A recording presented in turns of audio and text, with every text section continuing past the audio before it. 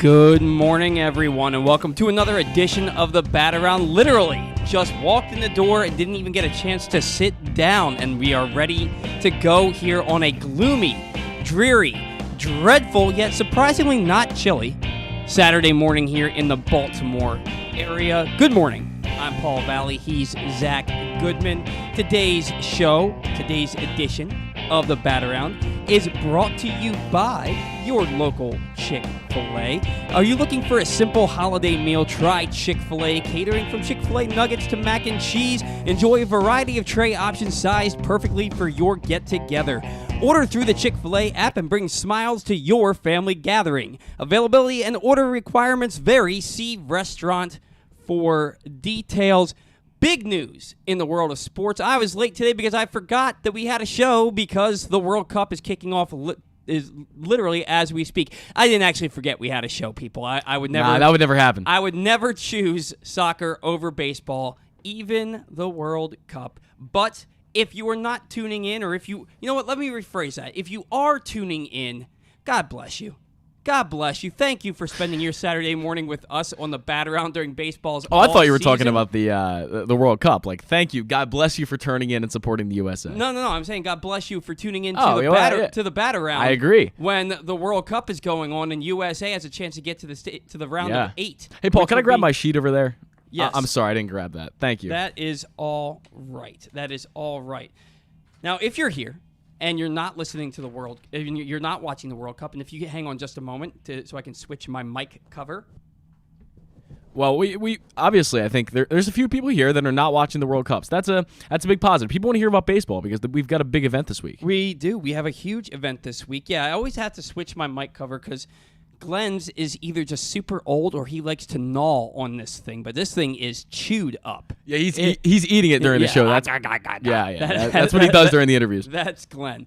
But anyway, we are here on the Bat Around. Big news last night, around 9:30-ish, 9:30. Jacob deGrom, 34 years old, injured the better part of the last 2 years. Arguably the best pitcher in baseball and one of the best pitchers in the history of the game when he's healthy. Yeah. But he hasn't been for 2 years. Yeah. Signs for 5 years, $185 million with the Texas Rangers. Now, for you math whizzes, that's $37 million a year for a guy who's going to be 35 by midseason and he hasn't pitched the better part of the last 2 years. Yeah. Look, Jacob deGrom is awesome. If the Orioles signed Jacob deGrom, I'd be thrilled, but I'd be nervous. And Ken Rosenthal wrote a piece on this for The Athletic yesterday. This is high-risk, high-reward signing for the Texas Rangers. Now, you look at the Texas Rangers, and they went out last year, and they spent $500 million last offseason on Marcus Semien and Corey Seager. And John Gray. And John Gray, thank you. And then they went and won 68 games and got swept in the season series by your Baltimore Orioles. Orioles. I don't know why I said it like that. So what they do this offseason, they hire Bruce Bochy, 3-time World Series winning manager, to lead the team. And then they go and they sign arguably the best pitcher on the open market in Jacob deGrom. And they're probably not done. They're probably going to add another piece or two here. Yeah. Oh, and they traded for Jake Odorizzi, basically as soon as it was allowed.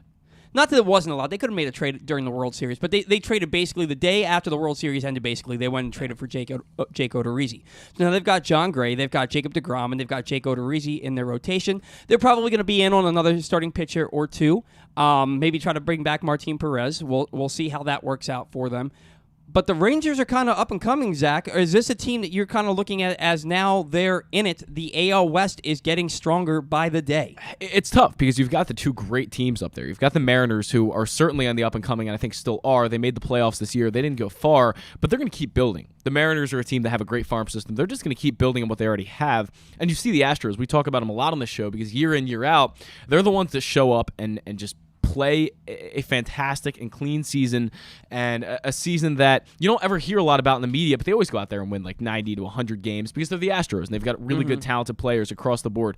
So those two teams, I still think, are, for the most part, going to dominate that division for now. But Texas, certainly, they're doing something right, I think. I criticized them last year because I said you spent $500 million on 3 players. Imagine what you could have done if you had spread that money around to, 7 guys and given a little more dispersion in those contracts rather than throw it all at 3 guys. And I was a little critical because I didn't think they had the depth last year, and clearly they didn't. They won 68 games. Maybe this year, with deGrom and Ruiz, now you get some more depth, hopefully, on that bench and that bullpen, whatever. They're going to be a little bit of a better team, but I still don't think they're there quite yet. Well, when they met the Orioles in June last year, they had a better record than the Orioles. They were right in the thick of the wild card race. They were a 500 ball club. Yeah. Orioles sweep them, and then they went into a tailspin. And like you said, only won 68 games. I have a little bit more confidence in them. I think they need. I think they need a little bit of bullpen help. They could probably use another bat in that lineup. But look, the manager is the right guy. The starting rotation right now, assuming health, looks pretty nasty. They've got a great infield. This is a team that's on the up and up, right? The Angels have gotten better this offseason. They went and signed Tyler Anderson. They got Hunter Renfroe. Yeah. I believe they didn't they acquire Gleyber Torres? I don't believe so. I could have sworn that they. Gleyber. I'm sorry. Gio Urshela. Yes, Gio Urshela. Yeah. That's who I was thinking of. They got former Yankee. They got Gio Urshela. That, aside from the Athletics, that division is no cakewalk. That division is no cakewalk, and not to mention the fact that now you're only playing 14 games against your division opponent, against each division opponent rather than 19. So you have an opportunity to go out there and maybe take advantage of some of the weaker teams in the other divisions and try and boost your record there. Yeah. It's going to be fun to see what happens in the AL West there. It's going to be fun to see what happens with the Orioles in the next coming days. The winter meetings begin tomorrow. Our own Zach Goodman is on a flight today, 2:30? I've got a 2:25. 2:25 flight to San Diego. Germans maintain that its definition was lost years ago. It stands for a whale's... Well, you know the rest. I've never heard this before. I have no idea where you're going with this. You've never seen Anchorman. I've seen Anchorman, but I don't remember that line. Lost in translation years ago, Germans maintain it stands for a whale's vagina. I don't remember that. Wow. Interesting. I don't know. I'll have to watch that. I urge you to look up. We'll have to rewatch. I've seen 1 and 2. I actually watched them both on a plane ride. To San Diego for the Not meetings. San Diego, but I was on a plane when I watched Final both those Destination. movies. I think like when I'm on a plane and watching movies, I only pay attention about halfway. So I don't know. Could that be like Final Destination 15 or whatever it is? Haven't seen that. Where they have so many Final Destination movies. It's where like the main character has like they die. Everybody around them dies. It's this horrific thing. Yeah. And then they wake up. They come to, and then everything that happened when everybody died, it starts to happen, and so they're like, oh my God, we gotta get off this plane, or you know what I mean? No. I cannot believe you've never seen it. It's the first haven't. one is starring Devon Sawa. He gets on a plane. Never heard him. He envisions that the plane, like literally, he lives through this plane like explodes in midair, and then he wakes up and he's like, oh God, and he's on the plane, and everything that was happening in the dream starts to happen. He starts freaking out. They yank him off the plane. Then you see the plane explode in midair. That's crazy. Right? It sounds like the Twilight Zone. But then everybody that got off that was forced off the plane with him, they all die. They all die because they were supposed to die on that plane. They all die in different weird ways. Like one guy dies because... Well, I guess there's no reason for me to watch it now. There's like 9 of them. Well, I mean... There's like 9 of them. I have a 5-hour flight, so hey. It's like the Fast and the Furious, but you're all going to die style, right? And what if like the next one is Final Destination, and nobody dies. It's just you get on a plane and you see that like Adam Sandler in Jack and Jill is playing, and there's no way to get out of it. And you wake up and the movie credits start, and you're like, I gotta get off this plane.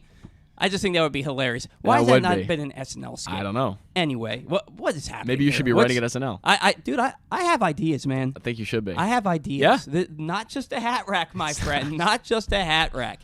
So you're going to the winter meetings. I've been to the winter meetings. I went in 2016. I went when it was at the National Harbor at the Gaylord Hotel, and I guess maybe it's a casino now, but it was just a hotel back then. Worst experience of my life. It was by far and away the worst experience of my life because you're looking at a guy who was 31 at the time, And I didn't know that my resume sucked. It's not that I hadn't done anything in sports. It's that my mom had helped me craft my resume. My mom had been a medical professional her entire adult life.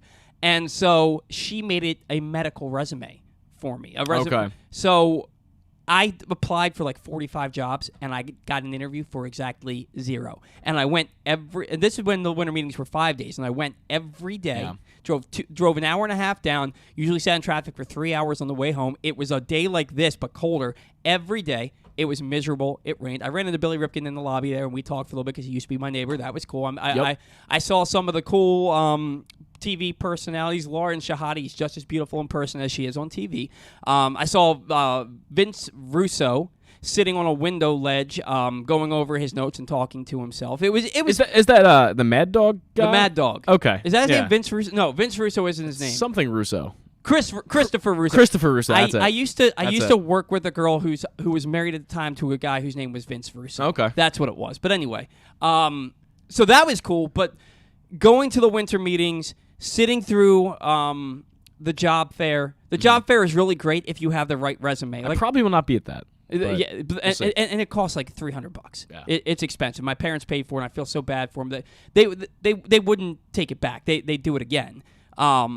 But I didn't get much out of it because all I did was sit there and feel bad for myself because everybody's getting interviews, and I'm just sitting there for 5 days with. Yeah. I should have just gotten a hotel room. Right, I should have just stayed That's what I was going to say. What are you doing? I should have. Well, I mean, it was only an hour and a half drive. Yeah, and I couldn't afford it. And they want to make my pay. You talk a hotel room down at the winter meetings. Expensive. It would have cost a couple grand. Yeah. Right at the Gaylord. It would have cost a couple grand. Well, it didn't cost me a couple grand, but it's different situation, different place. So yeah. A lot more options in San Diego to stay. But yeah, I'm looking forward to it. It's going to be a great event. What are you What's on tap for you this week? I heard a little birdie told me you have a pretty significant interview. Yeah, I have. It's not more of an interview. It's more of an informational interview, just getting to know some people, doing the networking. So I'm meeting with some people from the Orioles, some people from the Rangers, some people from the Guardians, some people from really, I think about 10 different teams. Mm-hmm. So I'm going to talk to a lot of people, do some one-on-ones, kind of give my elevator pitch and see where it goes from there, just trying to make some connections. And one of the biggest things for me is just try to learn as much as possible. Pick these people's brains and get to know how they got there and why they got there. And that's kind of my goal. Zach's going to come back from this next week and tell me, Paul, I can't do the show anymore. I got a job with the Orioles and I'm not allowed to do this. I don't think so. And if that happened, God bless you, man. I honestly, I hope that does happen. It would suck to try and find a replacement, but if you got a job with the Orioles, man, I would be so thrilled. I'd be so pumped for you, man. No, you know what? I'm not job hunting down there, really. Yeah. I know you're not. But I already do have a job at the moment. And that's the one I'm going to stick through for the next year or so, and then once I can, get a full-time job, that's kind of what I'm looking for. Well, so, I'm just saying, man, you're an impressive kid. I like you. Thank you. I appreciate that. So somebody's gonna be like, this guy looks like he can play a nice game of tennis, a nice match wow. at tennis. I don't know where you're coming from. You know what? I don't know about that one. I really don't. No, but you're gonna have fun because you have the right kind of resume. You're already in the industry. Yeah. It's gonna and it's freaking San Diego. Yeah. Man, are you going with any friends or just you? No, it's my dad and my brother actually going with me. Oh, dude, you're gonna have so much. It's gonna be a lot of fun. You gonna play some golf out there? I don't think so, but maybe if we catch a day. I'm not sure yet. We're not bringing the clubs. That's an expensive thing to do on the airlines. You can always rent clubs. Yeah, but exactly. You're gonna have a blast, man. It will be. It's gonna be so much fun for you. I want you to do something for me. Okay. Tell everybody my name. No, I'm just kidding. I want you to do this for me. I want you to try and pick out, because we want to do a segment on this next Saturday. Okay. The 5 best parts of the winter meetings for you. Okay. And the 5 worst parts. Yeah, sounds great. Of the winter meetings for you. And I want to do that segment maybe to kick. No, hopefully the Orioles will have made some signings by this show next week. But we'll find a segment in there. Maybe instead of Orioles banter, we'll do that, or during Orioles banter. And I want to know your 5 top moments and your 5 this just blew. Moments of the winter meetings, because you hear from a lot of these beat reporters that they hate it. Rockabaco hates the winter meetings. I heard someone said my liver's going to thank me that I'm not going this year. One of the beat writers said that. I thought that was pretty funny. It's you basically just scour the lobby for people to talk to. You write your stories, and then at night when nothing's going on, it's like, all right, let's go get hammered, right? Right. Yeah, no, you're gonna have a blast. I'm excited for you, man. It's gonna be a lot of fun for you. Another domino, seamless transition. Another big domino that fell the other day, and this one is the one that hurts me. is Jose Abreu. Yeah. Signed with the Houston Astros, 3 years, $58.5 million. He's going to be 36 years old on January 29th. So there's 36, 37, 38 seasons. 38-year-old seasons are what he's going to be signed for with the Astros, and they're paying him just a tad under $20 million a year. He still hits for average, still gets on base, still produces runs. He hit 16 home runs last year. 15. It was 15. They said he would have hit 22 if he played all of his games in Houston. Well, that's great, but you don't play all your games in Houston. Yeah. You play 81 of them in Houston. Apparently, nobody thought he was worth this, but so many teams were in on him that the price just kept getting jacked up. I think that shows you how weak the hitter market is. Yeah, I think it does too, because if you're not in on the shortstops, you're not in on Aaron Judge, what's your next option? And it was Jose Abreu for the Houston Astros. Boston, apparently he was their number one target this offseason. Really? I'm going to go crying to my pillow for the Boston Red Sox that they missed out on. What a shame. On Jose Abreu. And if they lose Xander Bogaerts, that's going to be a really bad start to the offseason for them.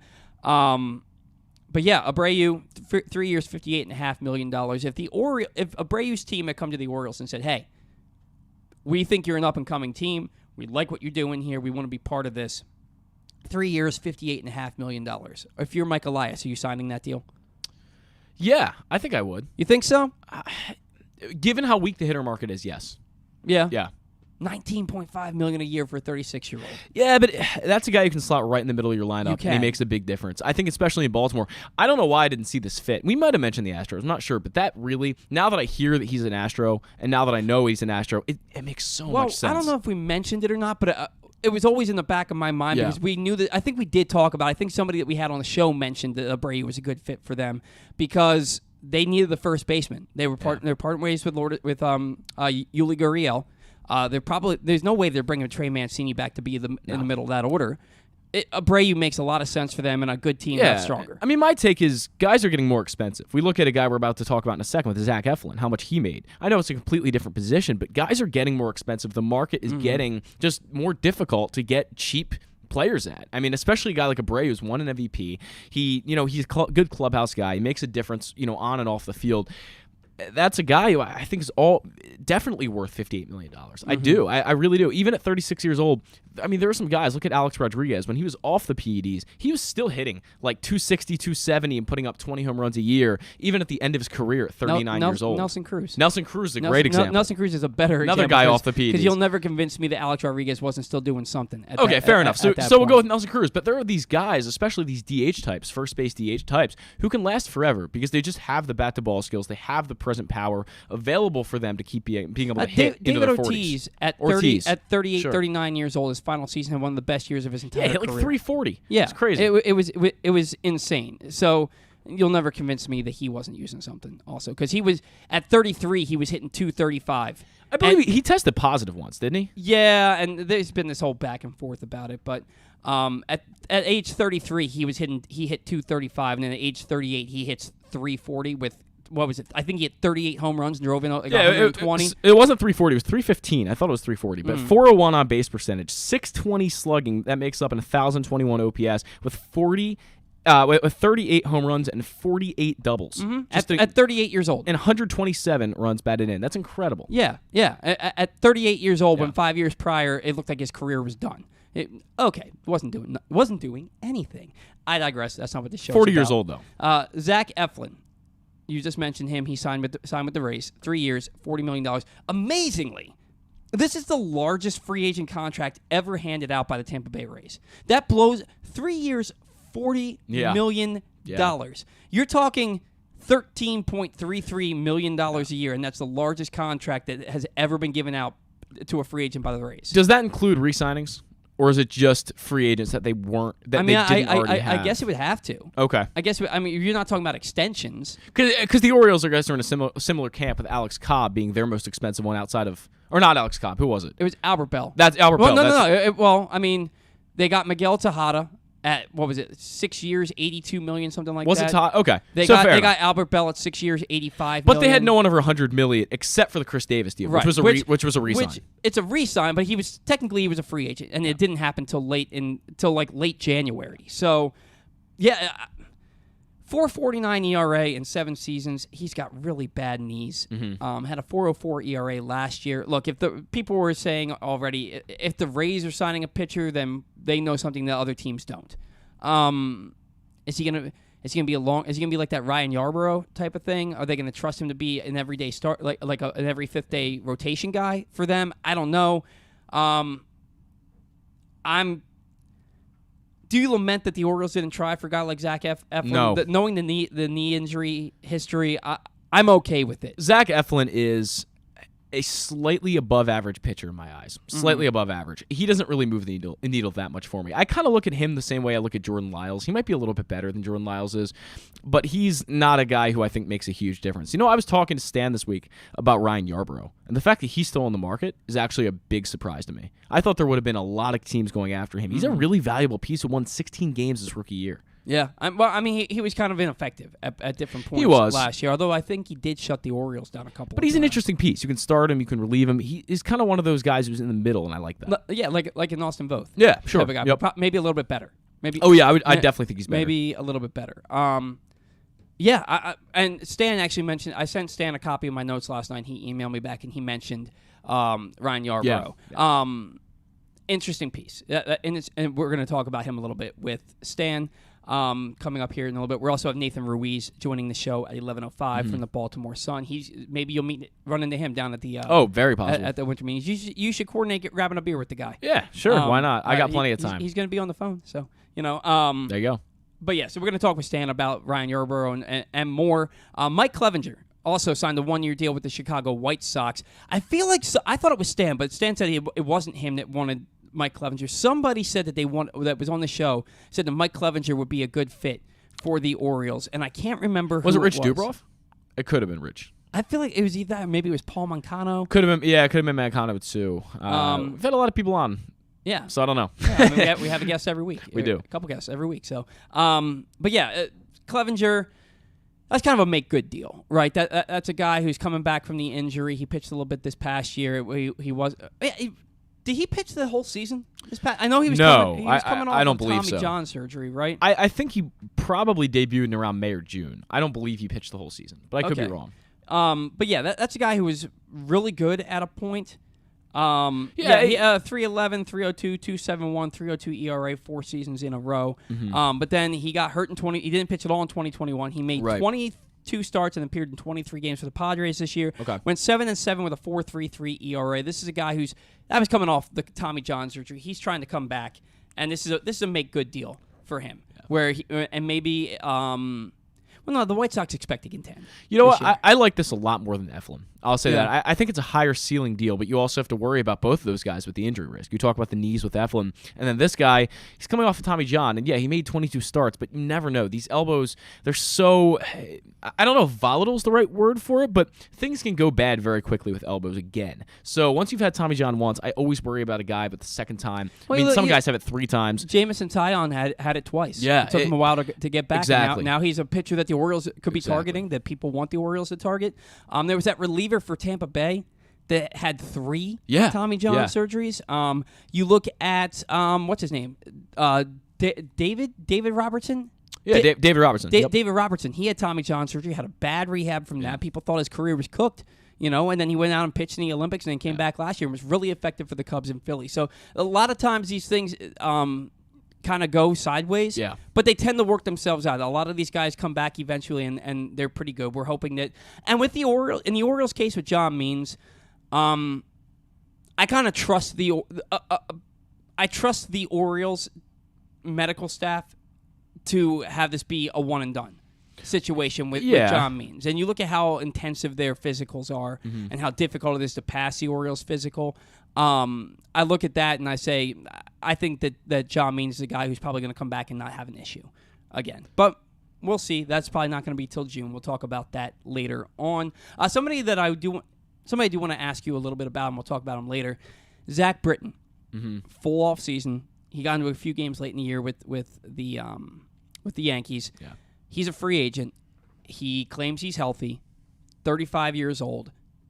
If you're the Orioles, would you bring him in to be a veteran presence in that bullpen, be kind of a late inning reliever, and kind of not to be your closer, maybe not even to be your setup guy, but to be a guy who can show those guys the ropes and how to do it. Would you bring him back into the fold, and would he want to come back into the fold? I don't see him wanting to come back. And one of the reasons I say that is because I remember when he left Baltimore, he went to the New York media somewhere along the lines and said that he didn't love the way he was treated in Baltimore compared to the way the Yankees treated him. That's not what he said. Well, I'm paraphrasing. What he said basically was that the analytics department in New York was far and away better than it was in Baltimore, and that they were more of they were more family friendly. In the clubhouse. That's what I'm referencing. They were more family friendly in the clubhouse. However, different regime. Yeah, different regime, absolutely. So that could make a huge difference. I think given the fact that he's a lefty, I'm sure Baltimore will poke around. I'm sure the Orioles will at least maybe not make an offer, but make effort to get in contact with the agent and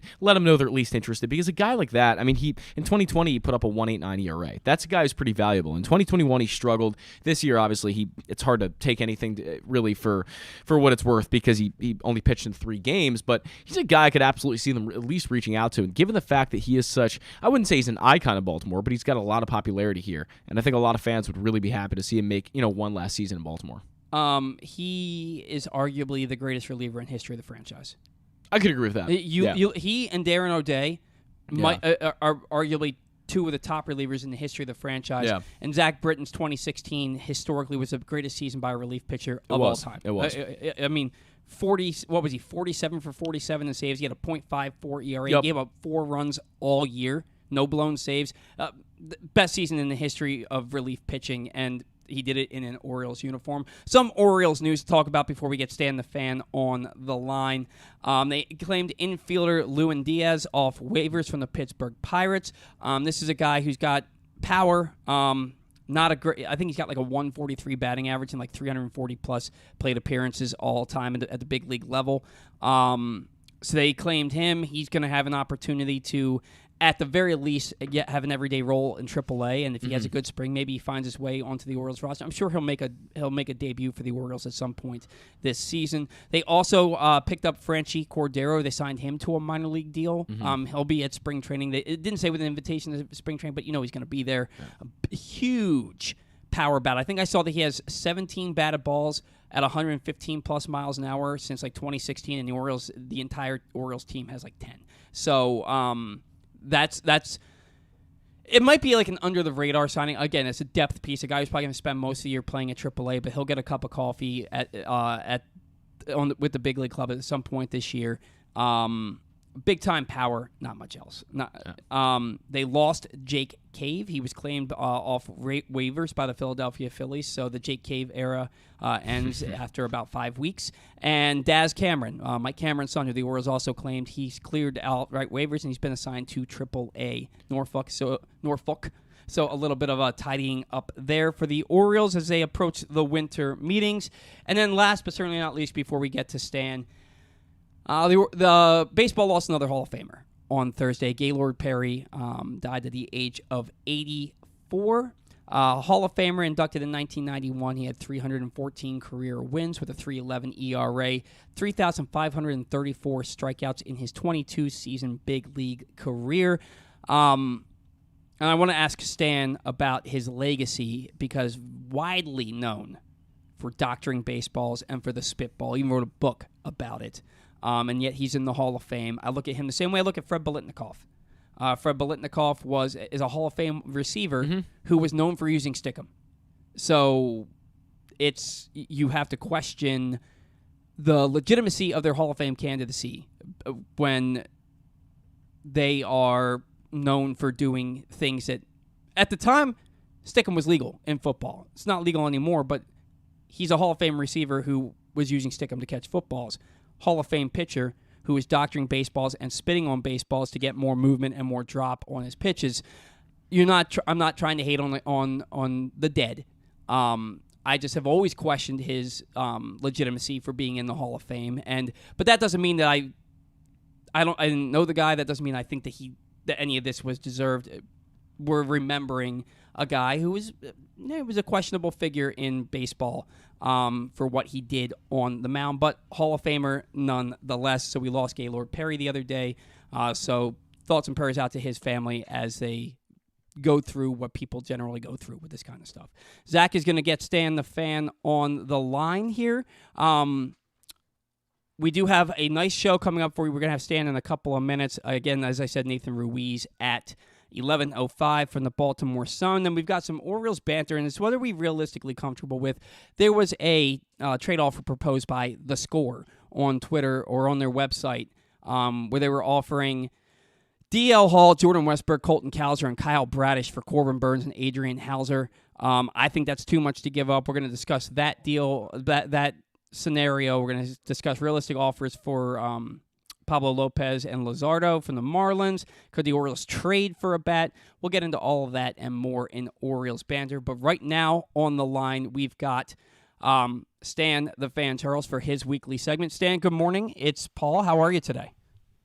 Good morning, Paul. How are you? I'm doing well. I hope you're staying dry on an otherwise miserable Saturday. You catching any of the World Cup? Just turned it on in time, like literally turned it on at 10:07. I'd forgot between 9:50 and 10. I forgot, and I turned it on at 10:07 just in time to see the Netherlands score a goal. They lead 1-0, 30 minutes in. So yeah, quite a ways to go left. Yeah. I think this is one of those World Cups where they said that whatever USA does in this World Cup, it's all just building towards 2026 when they expect to be a really good team. So we'll see how the rest of this game plays out. But we're here to talk about baseball, Stan. And we were just talking about Gaylord Perry. He passed on Thursday. And Stan, since you handed over the reins of the show to me, I feel like we've lost like 9 or 10 Hall of Famers. So I don't know if that's my fault or I kid. But Gaylord Perry passed at the age of 84 on Thursday. 314 career wins, a 3.11 ERA, over 3,500 strikeouts. He was the first pitcher to win the Cy Young in both the American League and the National League. Won one at 40 years old in 1978. But Stan, there's a little bit of controversy surrounding Gaylord Perry because he was known to doctor baseballs and was known for the spitball. He even wrote a book about it. So when we look back on his life, what is Gaylord Perry's legacy? Yeah, well, it was a much different time. There were a lot of pitchers that were using foreign substances back then. It was part of the lure of baseball, up until things got, sort of much cleaner. And there's been much less cheating in baseball. There's no question Gaylord rubbed up a few baseballs. It's funny. I was just reading a piece on Gaylord Perry on Rich Dubroff's site, BaltimoreBaseball.com. The editor of that site, Jack Gibbons, wrote a piece about how he covered Gaylord Perry back many years ago, like in the 70s when he was with Cleveland, and he was in the locker room with him and saw what his secret ingredient was. It was Brill cream right behind his ear. So interesting to see that article this morning. Yeah, that Gaylord Perry always kind of reminded me, knowing the history of what he did with baseballs, he always reminded me of that older pitcher. I think his name was Harris in Major League. You remember the one he had all the stuff like that? Do you know who I'm talking about? The up your butt Joe Boo takes the shot of the rum and then gets hit in the head with the bat. Vaguely. But my favorite baseball movie was something that was made in like 1952 or might have even been made in 1948. It was called It Happens Every Spring. It starred Ray Milland as a scientist who invented something. He was a big St. Louis Cardinals fan, and he invented something that moved away from wood. So, so in other words, you rub it on a baseball and it would immediately, if a bat came near it, it ducked down. It was really a clever movie. And he ended up pitching for the Cardinals. And it's very funny. Very funny. What was the movie called again? It happens every spring. It happens every spring. I love baseball movies, Stan. I'm gonna have to check that out. I've never heard of it. It happens every spring. It's a great piece. It happens every spring. His catcher is a great character actor named Paul Douglas. Both Milland and Paul Douglas have passed away a long time ago, but a very clever movie and has just a great baseball feel to it. So I saw Gaylord Perry pitch. My mom knew I was an incredible Willie Mays fan, and we went to the 1964 World's Fair in New York, in Queens, and just across the street was Shea Stadium, and my mom took me to see Willie Mays, who I was a gigantic fan of, and the starting pitcher that night, it was in July or August of 1964. I've looked up the box score to the game because it had another. So Gaylord Perry was the starting pitcher, and it was an extra inning game that went about 13 or 14 innings. And I made my mother stay the whole time. It was crazy, but was the first Japanese pitcher pitched in that game. It was not his first game. His name was Masanori Murakami. But I've known of Gaylord Perry since the early 60s, you know. And he was a legend. He was a legend. He was wily, you know, and there's no question he doctored a few baseballs. Yeah, but like you said, it was something that a lot of pitchers were doing back in the day. They all didn't have the ability to throw 100 miles an hour like all these pitchers do now. So, Jim Bunning was nicknamed Buckles Bunning. You know, Jim Bunning is in the Hall of Fame, and he was known to have doctored baseballs with his belt buckle. Wow. He would scuff them up, and there was a famous night. I forget who was managing the Orioles at the time. It might have been like Billy Hitchcock, but Luman Harris. One of them, they collected about 6 or 8 baseballs, and that's where he got the nickname Buckles Bunny. Yeah, right. If you ain't cheating, you ain't trying, right? That's right. That's right. So, Stan, the winter meetings, they start tomorrow. Our own Zach Goodman is heading to the winter meetings after the show today. He'll be there all week. Yep. Couple big free agents. Zach. I know. Lucky Zach. Heading to San Diego while we deal with the rain and the cold temperatures. I'm sorry, guys. But a couple of big free agent dominoes have fallen ahead of the winter meetings. Jose Abreu gets 3 years, $58.5 million from the Houston Astros. He'll turn 36 on January 29th.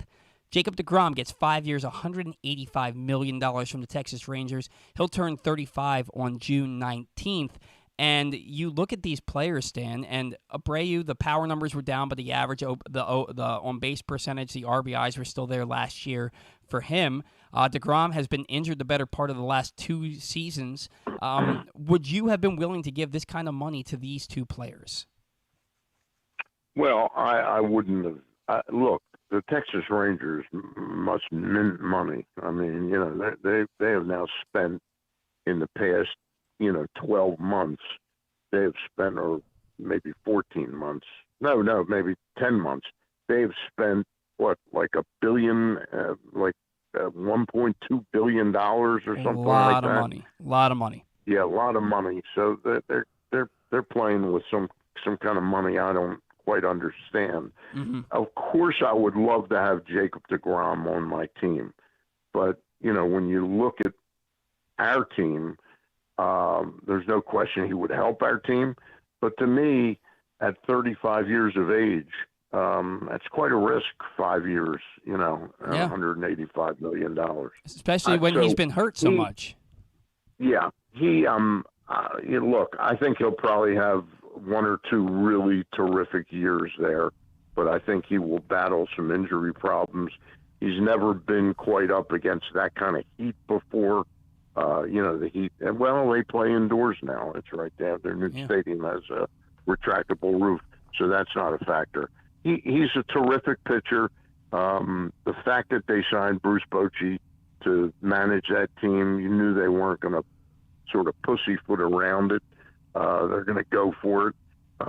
They've got a lot of holes on that team, but they got a lot better. There's no question about it. For the Orioles, I don't think didn't think there was a chance in hell we were shopping in that neighborhood. Abreu was certainly somebody I had interest in, but I don't know that I would have given him 3 years.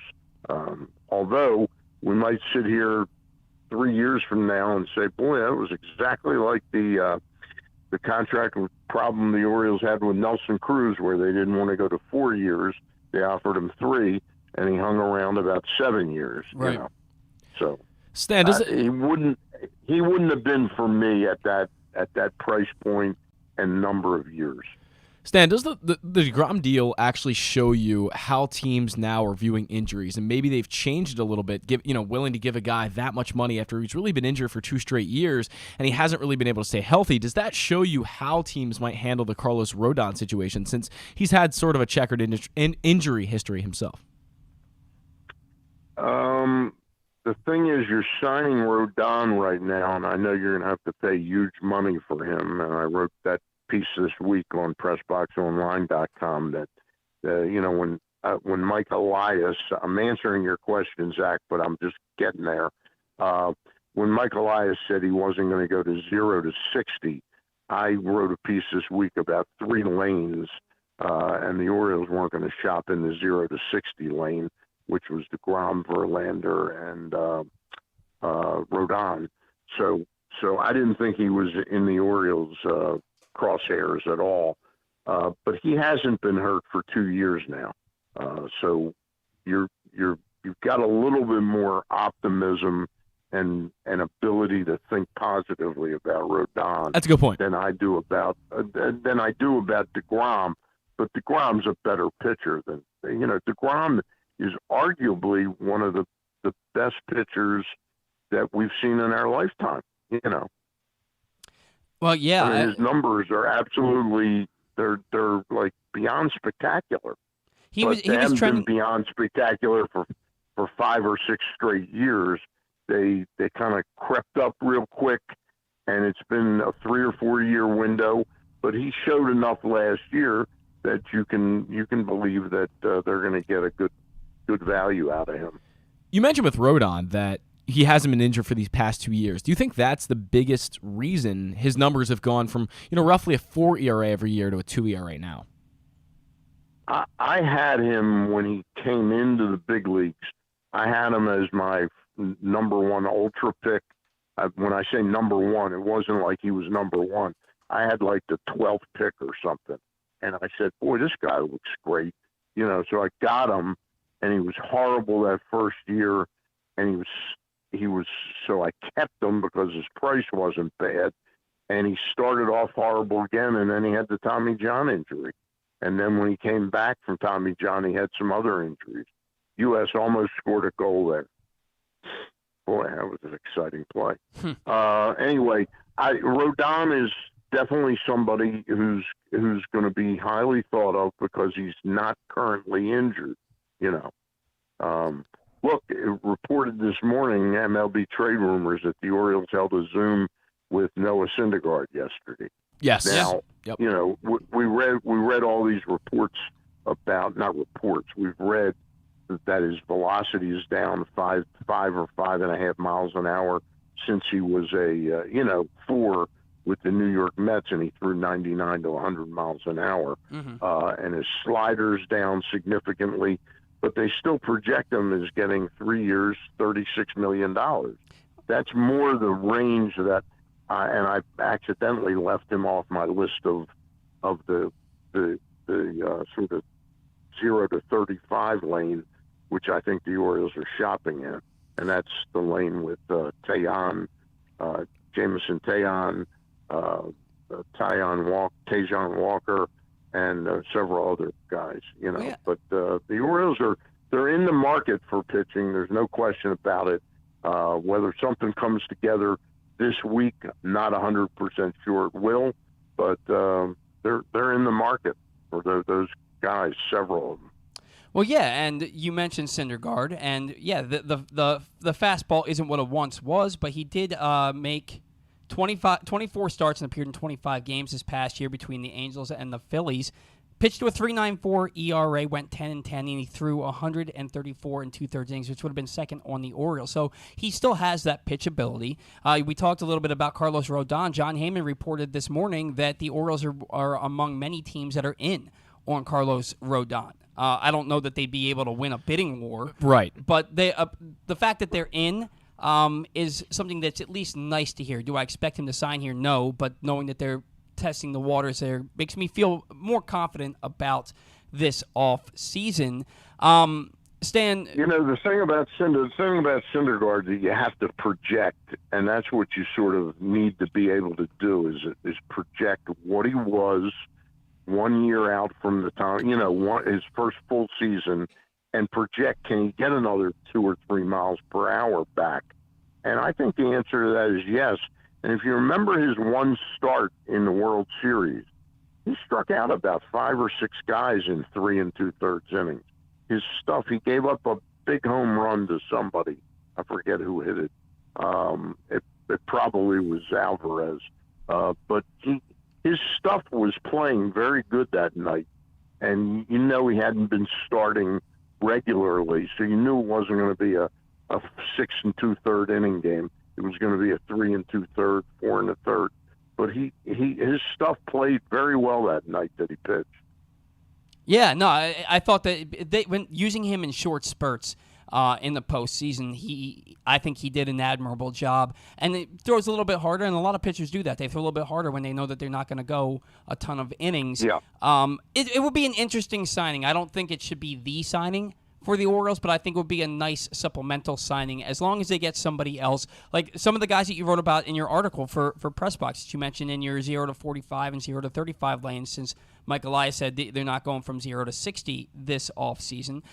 If you paired a Noah Syndergaard with possibly a Chris Bassett or Taijuan Walker or Jamison Tyone. Bassett is the one guy I'll go on record as saying that I think the Orioles might actually, when I say it's not even worth talking about Rodon or Verlander, Bassett is worth talking about because, again, keep in mind these teams, we just saw this part of baseball's internet workings, BAM, 15% that was still owned by Major League Baseball. They previously sold the rest of it to Disney. But Disney bought the last 15% for $900 million. Okay, that gets disseminated among 30 teams. That's $30 million. Right. What did they get? What did they get 5 years ago when BAM was bought by Disney? So we sit there and we see very poor attendance. We see the pandemic. We see the aftermath of the Freddie Gray situation here, and you go, oh my God, how are they going to survive? Well, they're surviving through other revenue streams. Now, I don't think it's enough money through all those other streams to afford, what they're going to have to pay for Rutschman and all that. I think Bassett is sort of the top end of what they might really dabble in, and I think he's going to get. The question is Bassett going to get a 3-year, $60, $63, $64 million deal? Or does he go into that next stratosphere where he's 4 years at 87 or something like that? I don't think the Orioles will play in that market. If they can get him on a 3-year, $65 million contract, I think they might go for Chris Bassett. Yeah, and that's the one guy that I don't think is too far gone, and I think he represents what would be fantastic for the Orioles to have a true. He's a number one starter in my book. Yeah, 3.13 ERA the last 3 years. Yeah. Yep, and durable. The only injury of note was that time he got hit by the line drive in the head. Oh, Remember that? Yeah, I do. In August 2 years ago. Mm-hmm. Yeah. Yeah, But he's come back since then, and he's pitched well. And his last 4 years, including the pandemic shortened season, his last 4 seasons, he's like 42-20 or something like that. So he knows how to win, and he'd be pitching with a very good defense behind him. So he makes a lot of sense to me. And I'll throw you another name. Zach and I were talking offline yesterday about this. Suppose, in fantasy baseball, you have $360 to buy all your players, a magical figure of 360. Mm-hmm. If you can get a pitcher for $1, like a really top pitcher, maybe coming back from an injury, you can then spend $44, $45 on your second pitcher. You follow me? And then you go, yes. Well, the average of the two of them is $23. So suppose the Orioles could sign Ryan Yarborough. Right. Okay, I'm throwing that name out. at $4 million or $4.5 million, either on a 1 or 2 year, $9 million deal, and they got him. Now you pay 22 for Bassett. Well, your average between the two of them is like $13 million. That's suddenly not that bad. Now let me ask you about Ryan Yarbrough, right? Because you have a guy like Austin Voth, who is a guy who can either start or relieve and be a swing man for you. He can fill a number of roles. If you sign a Ryan Yarbrough, does he immediately go into your rotation, or is that something where you're still looking at potentially him moving to being in the bullpen? Are you looking at him as, if the Orioles sign him, he's in the rotation? I look at him as kind of the John Means insurance policy, that he's healthy now, Yarbrough, and I'm still impressed with his stuff. I've seen him too many times come into games when he was like the long man for Tampa, and he'd come in the third inning or the second inning, and then in seventh inning he's still there, and he's given up like one run. I saw it happen like 4 or 5 times in the last 3 years.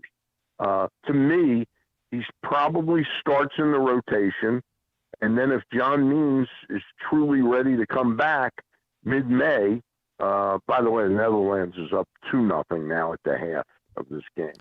So this is going to be a real tough one for the U.S. to get through. Sounds like it. Anyway, getting back to Ryan Yarbrough, if Means comes back May 15th, June 1st, first of all, he's not going to be a 7-inning starter right off the bat. He's going to probably be a 3 or 4 inning guy.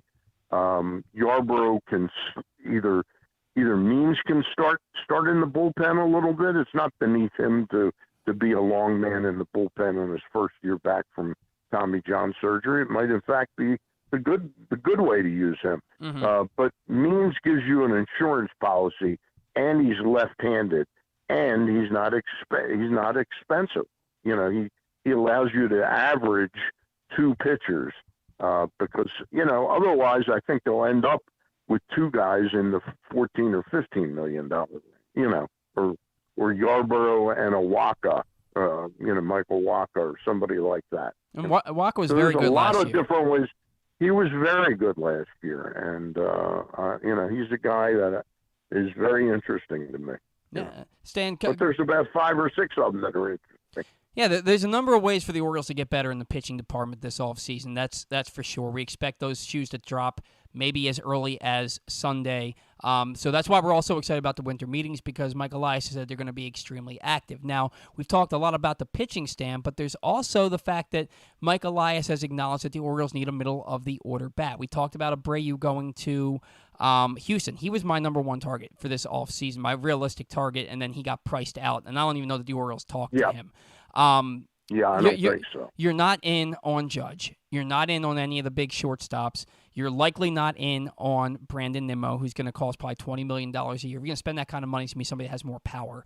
So who is that middle-of-the-order bat? Is there a free agent that you think that the Orioles have a chance to sign? Are they going to have to trade for somebody? Is there even a trade worth exploring? What are the Orioles going to do about the middle-of-the-order bat that they desperately need, because they can't just stand pat?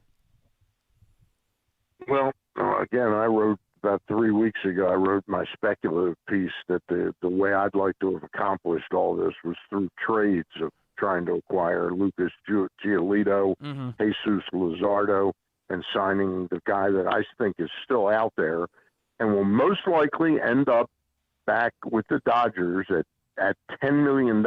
Remember, they declined his $16 million option. It was my opinion that Justin Turner, again, he had a down year last year, but he didn't have a down second half, which says to me that there's still life left in his bat.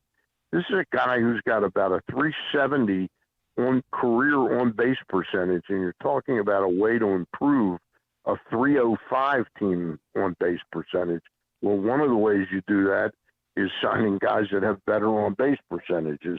I think Turner would be this club's roof net odor, the 2023, 2024 roof net odor. He brings a winning attitude. He can teach some of these young guys a little bit about what it's like to win and how to win. And yet I think he's still could be very valuable. I don't see him playing. I see him playing more first base, DH, but able to play third base. Henderson's going to be your shortstop. But how about the days where we're facing tough right-handed pitching, and it might be better to have Justin Turner at third and Gunnar Henderson at short and sit Mateo against a Verlander or a deGrom. I think it makes sense. I did not think we were going to get him by sort of waiting and being coy. I thought that Brandon Hyde and Mike Elias should have been all over like a seduction scenario with Justin Turner, and the club should have offered him like a 2-year, $25 million deal. Because if it's the Orioles offering 12 and the Dodgers offering 10, he's going to go back to L.A. Well, but yeah. if they offered him $25 million over 2 years, that's suddenly real money that he's turning down. And he's probably not going to get that anywhere else. So the fact that he just turned 38 about a week ago, and the fact that the Orioles that left field wall has been moved back, and that might be a deterrent for him, and he's looking to potentially win another World Series before he calls it a day for his career. You don't think that doesn't scare him off, and the 38-year-old thing shouldn't scare the Orioles off? I don't think the 38-year-old thing, if he had truly had a down full season last year, I would be looking the other way. His numbers, if you look at his numbers the second half of last year, they were very, very good. And I can't worry with every right-handed hitter that they're not going to be able to hit home runs at this park. Yeah, no, you can't. I don't want to end up. I don't want to end up with 8 or 9 left-handed hitters. Of course you don't. You play 81 games on the road. So if you need to sit him a little more in the home games, you sit him a little. He's not a guy that's going to play 145, 150 games for me. He's probably going to be a 120-game guy, 125-game guy. But I think he's also the perfect guy to give Mountcastle a little bit of rest. I think he brings a lot more to the team than sort of picking through the Lewin Diaz and Frankie Cordero, crate. That's sort of the fruit that's going bad to me. Yeah. Rather than taking a once great player and projecting that he can still be good for you. Well, yeah, and Stan, you know what? 36 doubles, 81 RBIs in only 128 games last year. And you mentioned look at the on base percentage, and look at the career on base percentage. His career slash line is 289, 366, 466. That's an 832 career OPS. He's a good player. He's a solid bat for your order. And you're right. He's only played more than 135 games in a season twice in his career. So if he comes in and he plays 120 to 130 games for the Orioles and puts up those kind of numbers, then that's a player that I would sign up for. I don't get any sign that they're even thinking about him. Right. But he's the guy I spotted. You asked me who I think would help what ails this team offensively and fits into that winning mode, and I take nothing away from Jose Abreu. Abreu's clearly a more dominant bat than him, but what has Abreu really ever won in the big leagues? An MVP. He would have brought a cachet with him. There's no question about it. I would have loved to have had him. Sure. Stan, we are up against it. Zach's got to get out of here early today, so we got to run. But we will talk to you next week. Enjoy the rest of the World Cup. Stay safe out there. Look forward to it. Okay. You too, guys. Thanks. See ya. That was Stan the Fan Charles joining us for his weekly segment. I want to remind you that every week Stan has 2 great shows for you. On Monday nights, Stan and former Orioles pitcher Ross Grimsley visit with a different guest from the world of baseball. And on Thursday nights, Stan and Gary Stein chat with a different newsmaker from the world of sports. This week, Stan and Ross were joined by Hall of Famer Jim Palmer. Find these shows under the videos tab at facebook.com/PressBoxSports or at PressBoxOnline.com/video. Stan and Ross are back on Monday for another great show as PressBox editor Luke Jackson joins them to break down the Orioles offseason. Luke's got a great baseball mind. We did 2 hours basically with him the last time Zach was off, so that's one you're going to want to tune into. We got to catch a break. When we come back from the Baltimore Sun, he is Nathan Ruiz. He will join us next. That's next on the Bat Around. The weather outside is really unpleasant, so it's time to warm up with some comfort classics this winter at your neighborhood Glory Days Grill. Try the Twisted Ribs and Wings combo. It's 2 full pounds of meat, the mac and cheese bites, Mr. Richards meatloaf, the citrus salmon, the winter spinach salad, and for dessert, here's internet radio personality Griffin Bass to tell you about the bourbon butter cake. Oh my God, it's so good. Pair it with a blood orange bourbon cider or a devil's backbone cranberry smash. Place your order now at glorydaysgrill.com. Glory Days Grill. Great food, good sports. What's up, everyone? This is Tyus Bowser, and I'm excited to tell you that I'm back for Season 2 of the Tyus Bowser Show in partnership with PressBox and Great H Memorabilia. Join us on Tuesday nights throughout the season as I'll be heading all over town with my special guests. And of course, our co-hosts, Glenn and Rita. Or is it Rita and Glenn? What is it? I look forward to meeting you guys and talking a little bit about football and a lot about life. And if you happen to miss the show, you can now catch a replay Friday nights on 105.7 The Fan. Get all of your details for the Tyus Bowser Show right now at PressBoxOnline.com/Bowser. The next Tyus Bowser Show is Tuesday, December 13th at the Hamilton Sports Bar and Grill, 5506 Harford Road. It's brought to you by Maryland Vascular Specialists and the all-new Ginsu Kamado Grill. That first sip. That first bite. Start your day off right with a delicious breakfast at Royal Farms. Choose from a fantastic selection of fresh Royal Farms breakfast sandwiches and top it off with a rich hot cup of the freshest coffee in the world. At Royal Farms, breakfast is available day and night. It's the freshest breakfast in the world. Real fresh, real fast. Royal Farms. Come experience Maryland's #1 sportsbook this NFL season at the FanDuel Sportsbook at Live Casino and Hotel, the ultimate place for any sports enthusiast. Take advantage of our 24/7 kiosks, massive video screens, and watch all the action from the best seat in the house. With more money paid out than anyone around, make every moment more at the new FanDuel Sportsbook at Live Casino and Hotel in Hanover, Maryland. Please play responsibly. Gambling problem? Please call 1-800-GAMBLER or visit mdgamblinghelp.org.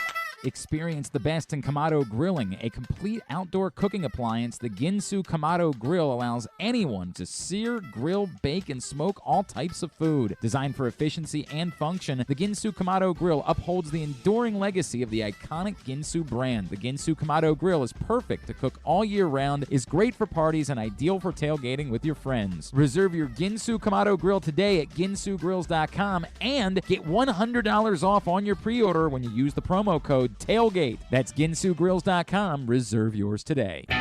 Stan the Fan here, welcoming back one of my favorite sponsors, the Costas Inn. And everybody around Baltimore knows the Costas Inn is a great place to go and grab crabs, steaks, salads, soups, whatever's on your mind to eat in person. But did you know that the Costas Inn has upped their game? They are now one of the premier takeout places in Baltimore. Give them a call now to order your food, 410-477-1975. That's the Costas Inn, over 4100 North Point Boulevard.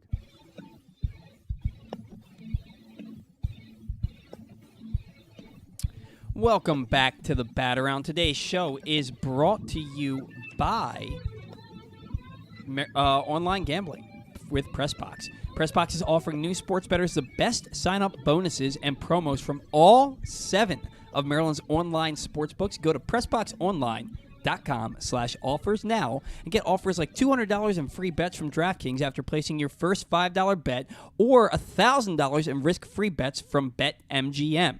Time is limited to get the best offers from all of the sports books. Go to PressBoxOnline.com/offers and sign up today. Today's show also brought to you by the all-new Ginsu Kamado Grill, which is the perfect ceramic tailgate or home grill to sear, grill, bake, and smoke all kinds of food. Get the details and reserve yours today at ginsugrills.com and use the code TAILGATE to get $100 off of your order. We're going to have Nathan Ruiz here on the line in just a moment from the Baltimore Sun.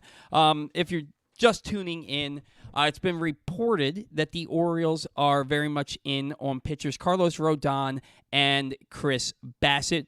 John Heyman reporting about Rodon, John Morosi about Chris Bassett. There was also a report that the Orioles had a Zoom meeting with Noah Syndergaard yesterday. So things are kind of heating up here as we get closer and closer to the winter meetings, which again begin tomorrow. It's going to be the first in-person winter meetings since 2019. And our next guest, Nathan Ruiz, was new to the beat in 2019. He joined the Orioles.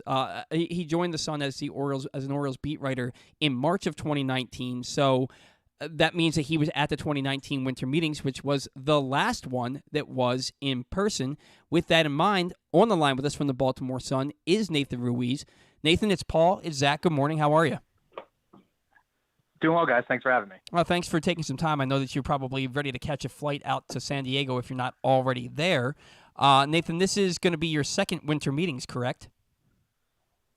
I actually was not at the first one. The Sun only sent John Mioli. So this will be my first experience with it. Obviously, after the last two were missed out on because of the pandemic and the lockout, but looking forward to it for sure. Yeah, what are your expectations? And with that, I mean, in general, not for the Orioles, we're going to get to that, but what are your expectations as for your first time appearance at the winter meetings this year? Yeah, I'm interested to see how everything kind of plays out. Obviously, we've started to see a little bit of movement on the market with the Jacob deGrom deal last night. Mm-hmm. I think, that's going to probably accelerate the pitching market a little bit, just given that, these things tend to wait for the big fish to sign before things start to move. I imagine that, there could be some news on Aaron Judge in the near future, which could get the position player market going. So I think, I hope we're in for a lot of excitement and hopefully some of that sprinkles on down to the Orioles. And a lot of reports coming out in the last couple of days about the Orioles. We heard from John Morosi that they're in on Chris Bassett. John Heyman tweeted out this morning that they're in on Carlos Rodon. We heard that the Orioles had a Zoom meeting with Noah Syndergaard yesterday. What have you been hearing about the Orioles and the conversations that they're having regarding starting pitchers, regarding a middle-of-the-order bat? Is there anything that we haven't heard yet that you've been privy to?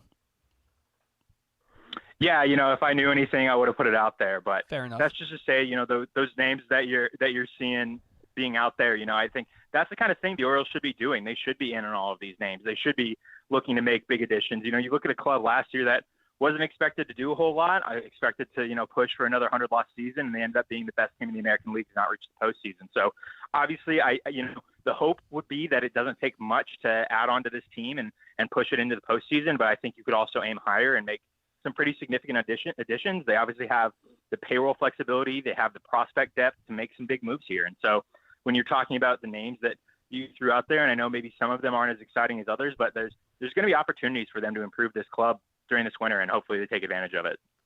With that Jacob deGrom domino falling, we expect that Justin Verlander might be the next big name to go down. Do you think that this means that now there will be more suitors for a guy like Chris Bassett, who for me, Nathan, was my number one target for this offseason as far as the rotation is concerned, because I thought the other guys were kind of unrealistic. Do you think that he ends up being priced out of Baltimore's budget because of the fact that so many other teams are going to be in on him?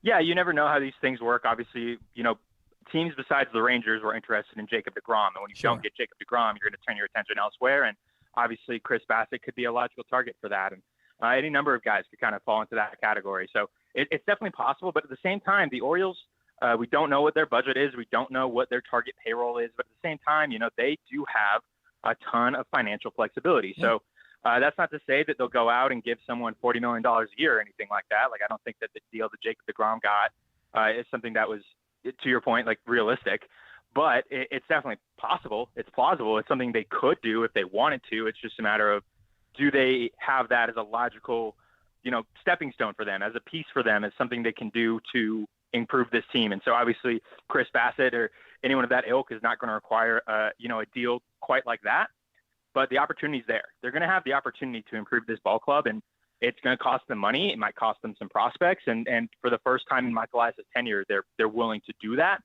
It's just the extent to which they are. Well, yeah. And Nathan, I'm going to say it, and you've heard it ad nauseum since August. Liftoff. Fans are getting a little impatient that the rocket is still on the launch pad. We know the winter meetings are generally the jumping off point, but the question now becomes, have we overblown what liftoff could mean, especially after Mike Elias said, and you wrote about this, that the team won't go from 0 to 60 right off the bat this offseason. Yeah, I think one thing to keep in mind with that, and I've been thinking about, that comment in the same context as well, but, Mike's full comment was basically it's liftoff from here. And he didn't, to the 0 to 60 point, it's not, we're going to be at Saturn by Saturday. Like, it's not like it's an immediate thing. It's a from here. It's a continued progression. They've been, plotting this for years. This has been a long-term plan from the second Mike Elias took the job. And liftoff from here doesn't necessarily mean we're going to be dropping 5 years, $180+ million on Jacob deGrom. It means we're going to make improvements from this point forward. And so I think when you hear the word liftoff, there is an expectation of they're going to be in it. They're going to be, top of the market players. And even though the argument can be made that they should be, that's not necessarily what Mike Elias said. He said from here, this point forward, we will be trying to improve this ball club at the major league level. And that is theoretically, I mean, you can make the argument they haven't done anything to this offseason where they've hurt their team's major league chances. Like, you can have a back and forth about the Jordan Lyles decision, but nothing's final until they show up in Sarasota. Sure. And even then, they still have another month plus to make moves. So there is, I totally get the fan base's expectations of liftoff, and Mike established them for himself when he used the word. But I also think that there's an understanding that maybe you get a little better this winter, you get a lot better next winter, and then things change from there. But that's also not to say that they shouldn't be aiming really high. They shouldn't aim for liftoff to come this offseason. It's just a matter of how the pieces fall. Yeah, no, I agree with you, and I think that when like you said, when fans first hear liftoff, it's like, oh, here we go, we're gonna take off this offseason, but it's looking more and more like what you said. It's going to be a progression, like you said. You don't get to Saturn in a day. So I still think that they're going to add to the team. They have a number of needs. We talked a little bit about the starting pitching. They need a middle-of-the-order bat. They could use some relief help. They need a backup catcher. With that bat, they may be looking first base, DH, corner, outfield type. With that in mind, with the middle-of-the-order bat, you're likely not in on Aaron Judge. You're likely not in on any of the marquee shortstops. So we heard a lot about Carlos Correa at this point last offseason. What's the next bat? What? Who's next on that list that the Orioles could target? Are they going to have to trade for a bat? I don't really see anybody that could be that impact middle of the order bat unless you're talking about Josh Bell, and is even he too expensive? Yeah, Josh Bell is the name I was going to bring up. You look at the moves they made yesterday, Ruiz Diaz, Franchy Cordero. I don't think either of those guys is necessarily someone to keep an eye on going into Sarasota. One of them's on a minor league deal. One of them's a waiver claim, and who knows how long that Diaz lasts on the 40-man roster. We've seen a lot of guys coming on waiver claims, and I don't think many of them are still on the 40-man roster, if any of them. And so there's been a lot of fluctuation with the back end of their 40. But I think it kind of speaks to the type of player they're looking to add. Cordero is a left-handed hitting first base outfielder. Diaz left-handed hitting first baseman. I think it speaks to, hey, this is an option we'd like to have. You look at the end of the season last year after they traded away Trey Mancini, they didn't really have a backup first baseman for about a month. They had Tyler Nevin up. They had Adley Rutschman got some work over there, didn't play in a game. Anthony Santander spent the season getting some work over there, never appeared in a game. Taryn Vavra got some work over there, never appeared in a game. So they had options until they, signed Jesus Aguilar. And even that, there was some offensive struggles there. He wasn't really an impactful player, right-handed hitter like Mountcastle was. So I think that there's, some expiration. I think it's a logical move to make to have someone who can, tandem with Mountcastle, give him more rest days. He was really solid defensively. He was really proud of his defensive improvements over there. A player who had a lot of bad luck, some well-struck balls that landed in gloves. And you look at his expected numbers, there's hope that he can improve next season, but that doesn't mean that that's not an area that the Orioles can also upgrade by having a player who can, tandem with him, who can be a DH, who can kind of move around the lineup in that way. I think Josh Bell could be a logical fit. Struggled a bit after he was traded from Washington to San Diego.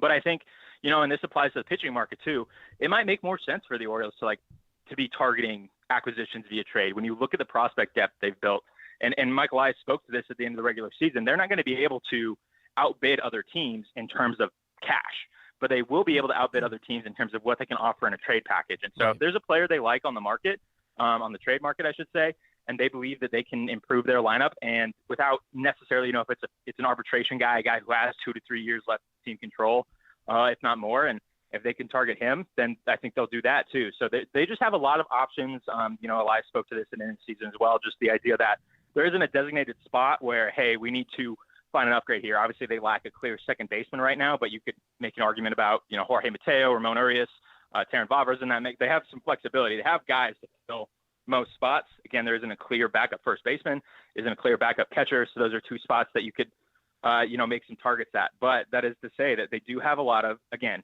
positional flexibility, financial flexibility, and prospect depth to make whatever move they really want to make. Now, somebody that intrigues me, and I don't know if you've heard much about him with regards to the Orioles, former Rookie of the Year, former MVP. He got non-tendered by the Dodgers this year, and that's Cody Bellinger. He's 27 years old. He had the shoulder injury in 2020, and he's been a shell of his former self.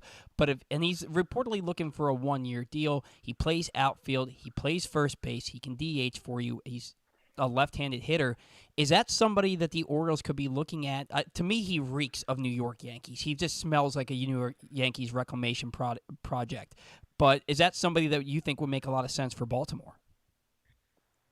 I do. That's not to say that I, know of any direct connection between them. I did see on Jackson Holliday's Instagram that the two of them were working out together recently with his dad, with Jackson's dad. So there is some connection there. That's not to say that anything is actually going to happen or that's going to lead to anything.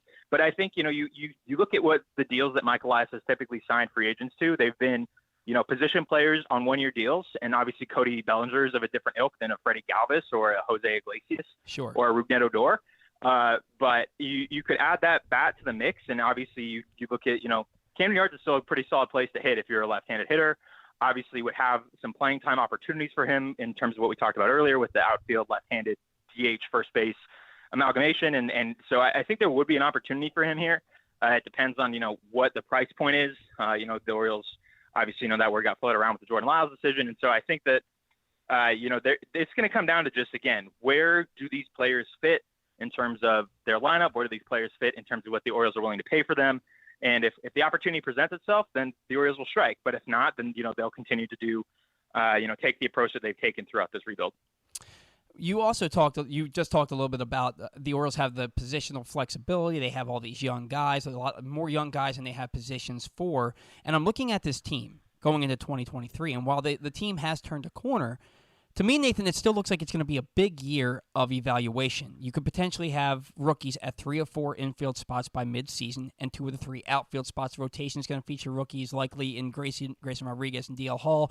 Plus, you're going to have Dean Kramer, Tyler Wells, and Kyle Bradish trying to build off fairly successful seasons. Your bullpen, you have no idea what that's going to look like aside from Felix Bautista. Is that reason enough to temper the expectations for this offseason because you have so many young guys in so many spots?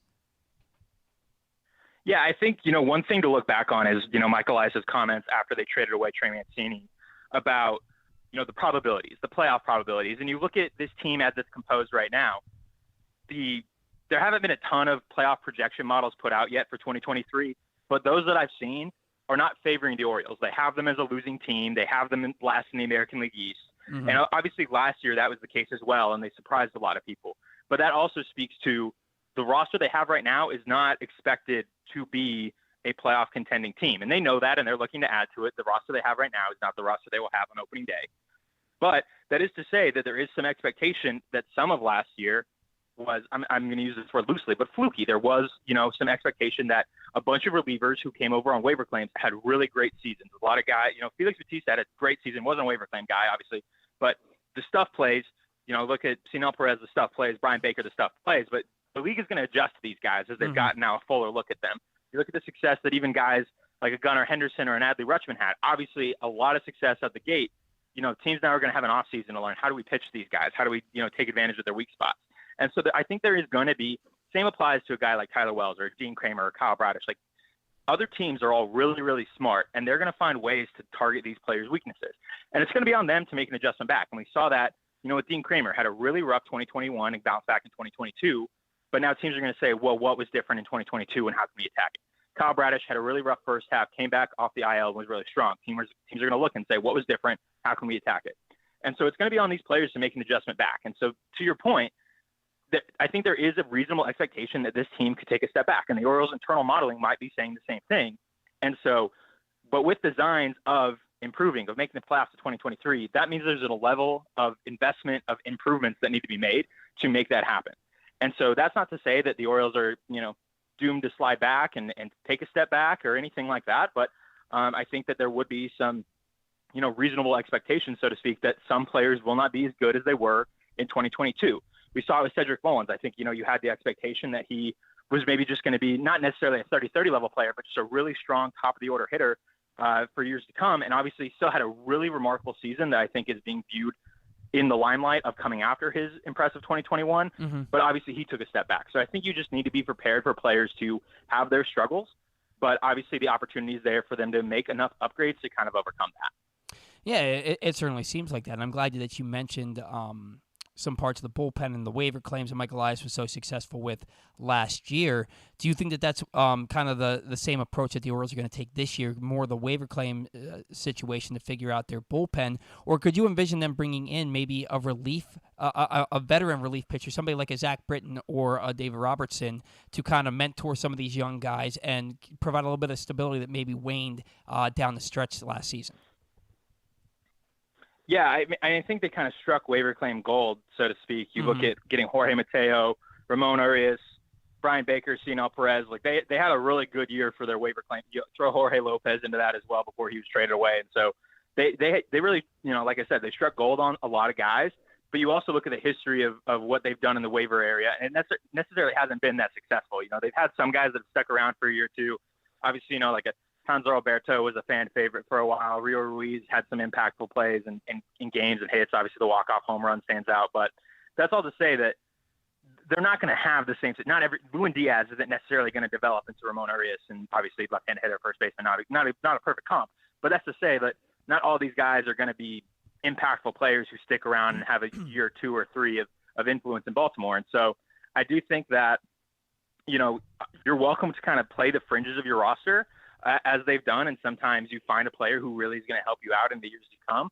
But at the same time, like I said earlier, we've seen a lot of waivers claim transactions already with them this offseason, and very few of those guys have actually stuck around on the 40-man roster. So I think we'll kind of continue to see that to an extent of them just trying to find whatever incremental advantages they can have. But if you have the opportunity to, invest in the roster in any significant way, they should take it. If there's a way for them to improve this club while sticking within the boundaries of whatever predefined payroll they have in mind, they should take it.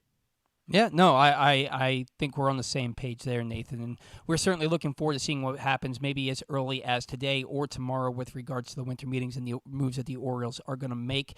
Please have a safe trip out to San Diego. I hope you get to soak in some of that beautiful weather out there. I'm going to be jealous because I'm going to be stuck here in this rainy crap that we have in Baltimore right now. But is there anything that we can plug for you before we let you go today? Yeah, I would just be sure to, keep tuned to BaltimoreSun.com/sports/Orioles. I think, we'll continue to cover this team and analyze its moves as well as anyone around the league. And so I think that, just follow our work and keep up with it. And yeah, hopefully everything as the Orioles start to make some big moves here, hopefully in the next, like you said, day or two, we'll be on top of it. All right, Nathan, thank you so much. We look forward to your reporting for the winter meetings and beyond, and hopefully we'll talk to you here down the line. All right. Yeah, I really appreciate it, guys. All right, take care. And that was Nathan Ruiz from the Baltimore Sun, gracious enough to give us some time before he heads out to San Diego for the winter meetings. Maybe Zach and he will be on the same flight today. I was thinking about that. That's very possible. I wonder who I'll see, because I do know a lot of the faces now in the media industry and also in the Orioles front office. We'll see who we see. Zach, you didn't ask him to grab a beer with you, man. I'll give him a text. Yeah, you should. If you see him, just go sit down next to him. Come on.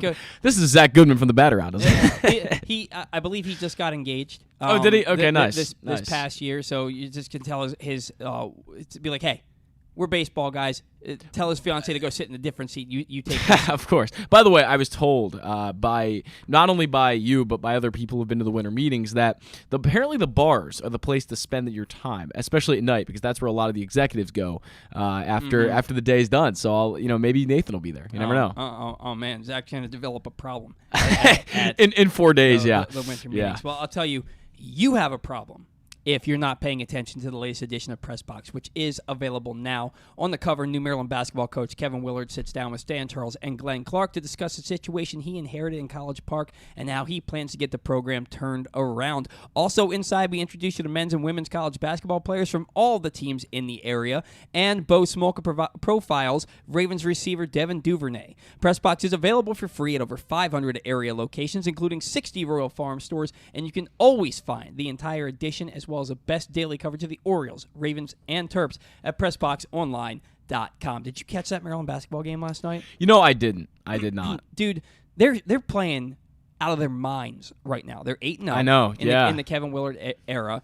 They had some wins at the beginning of it's still the beginning of the season, but the first few games, they had some wins that maybe you didn't expect them to win, and they played in that tip-off classic, and Kevin Willard had said that if it was him scheduling these games, because these games got scheduled years in advance, he wouldn't have scheduled these games, and then they go out and they win the tournament. Yeah. They're 8-0. They faced the Illini last night, who were ranked 16th. Maryland ranked number 22. Maryland got out to a 12-point lead at one point in that game. The Illini, because they're a ranked team and they're good, they come fighting back. They had it tied late in the game, and then Maryland pulls away. They win by 5 last night. Just an incredible atmosphere. This team is playing out of their minds right now. And Kevin Willard, when they asked him about the atmosphere and all that after the game, he goes, I don't know about that. I'm going to go have a beer, kind of digest all this, and probably have 9 more after that. It just seems like a guy that you want coaching your team and a guy you want to root for. Sounds like a guy I'm going to see in the bar at San Diego. Yeah, right? I hope he's not in San Diego, man. He's not doing something. He's doing something wrong if he's out there instead of coaching the Maryland basketball team. But the Maryland basketball team is certainly – this is where they should be. And they're only going to get better. They should be one of the top 25 teams in the country year in and year out. And honestly – competing for national championships. It's looking good right now. It no certainly is. What else is looking good today? Maryland has online mobile betting, which you can do now by getting some free offers from PressBox. We're offering new sports bettors the best sign-up bonuses and promos from all 7 of Maryland's online sports books. Go to PressBoxOnline.com/offers now and get offers like $100 in free bets from Barstool after placing your first $10 bet, or up to $1,500 in risk-free bets from Caesars. Time is limited to get the best offers from all of the sports books. Go to PressBoxOnline.com/offers and sign up today. Zach, now's as good a time as any for sounding off, and you have something that you want to talk about regarding potentially a backup catcher. And this is more of a dream scenario, not dream scenario, but more of a, I guess, dream scenario, for lack of a better term. Yeah, right. I mean, I don't think this is something that's going to be very difficult to do if the Orioles try to do it, but I have a suggestion for them. I have a trade proposal for them. I would like to acquire Alex Jackson from the Brewers. He was a first-round pick, 6th overall, actually, in 2014. If you read the book Astro Ball, he's actually featured in it for a chapter or two where they talk about him and Byron Buxton and all the other guys that went in that 2014 draft. I believe Carlos Correa ended up being the number 1 overall pick in that draft, but he was part of that. Now, Alex Jackson was a guy coming out of high school. He had massive power. He was actually, at that time, profiled as an above-average defender behind the plate, a guy that looked like the complete package. He wasn't an Adley Rutschman kind of prospect or anything, but he was a very, very good catching prospect and one of the best that have come out in years. And if you go back and you look at his numbers throughout the minors, throughout the majors, he's struggled. He just hasn't really been able to find the bat-to-ball skills. The power's been there. I mean, he's hit 20-plus home runs in the minors multiple times now. He's been able to get the power numbers there, but the bat-to-ball skills, the on-base percentage, they've all been low. And he's also not quite the defender that he was coming out of college anymore. He's just an average defender now with a bit of a plus arm. This is a guy I would love to see the Orioles give a chance. They're clearly the backup catcher position right now is open. They're bringing in guys through waiver claims. Why not send some international bonus money or something pretty cheap? Send something to try to get Alex Jackson from the Brewers. They have him off their 40-man right now in the minors. I don't imagine it would take that much international bonus money to make that trade. This seems like an option where, maybe there's some unlocked potential with this guy. Maybe you unlock what he can do at the plate, make him to make more contact, and allow him to get to that power more. Get him to get on base more. And then maybe they can work with him to become a better defender, a better pitch framer. This is a guy I just don't think he's gotten, between injuries and between opportunities, really really a fair shake in the major leagues yet, and I'd love to see the Orioles give him a run for the backup catcher position if they can make that trade. Well, yeah, and the Brewers, they announced yesterday that they're inclined to keep their arbitration-eligible guys in Brendan Woodruff, Corbin Burnes, and Willie Adames. Mm-hmm. But maybe if you're... I don't know. I don't know what you'd have to give up to get him. He's certainly an intriguing option. The fact that he's 27 and off their 40-man roster, and the fact that I don't see him as part of their plans. That's what I'll say. Well, and maybe if you offer, I don't know, you make an offer for Corbin Burnes, for example, and we're going to get into that in Orioles banter after our next break. But you make an offer for Corbin Burnes, and you're like, and if you throw in Alex Jackson, we'll also give you this. Right. Something could happen. I'd be intrigued if the power number is there and he can be a better defender than Robinson Chirinos. And you're not as upset about that guy playing on Sundays and on a Wednesday 1 o'clock game after a Tuesday 7 o'clock game. I'd be for it. I'd be intrigued to say the least. And if he was part of the Astros organization, there's ties to Mike Elias there. So that's something that was he part of the? No, he was not. He was drafted by the Braves, I believe. Right, but you said that he was mentioned in Astro Ball. Right. The Astros front office was looking at him for the number 1 overall pick, along with Byron Buxton and Carlos Correa. Yeah. So Mike Elias is familiar. Yes, with definitely. him. He's familiar with him and his background and all that. So it could be an interesting fit. It's hard to speculate about a trade, right? It's hard to just speculate, a suggestion, really. Especially a guy who's now not on a 40-man roster. But if it happened, you can say Zach Goodman had it first. It's a suggestion because they're running all these guys out there right now. Clearly, they don't really have a plan. They don't really have a plan at that backup spot. So, hey, why not throw another guy into the mix? A month ago, they had 6 catchers on their 40-man roster, and now they're back down to just Adley Rutschman. Exactly. And I believe this guy can be as good as Robinson Chirinos, if not better. Yeah. And he's probably going to come a lot cheaper. I don't know. And let's be honest, folks, and we've talked about it on the show a lot and on other shows a lot.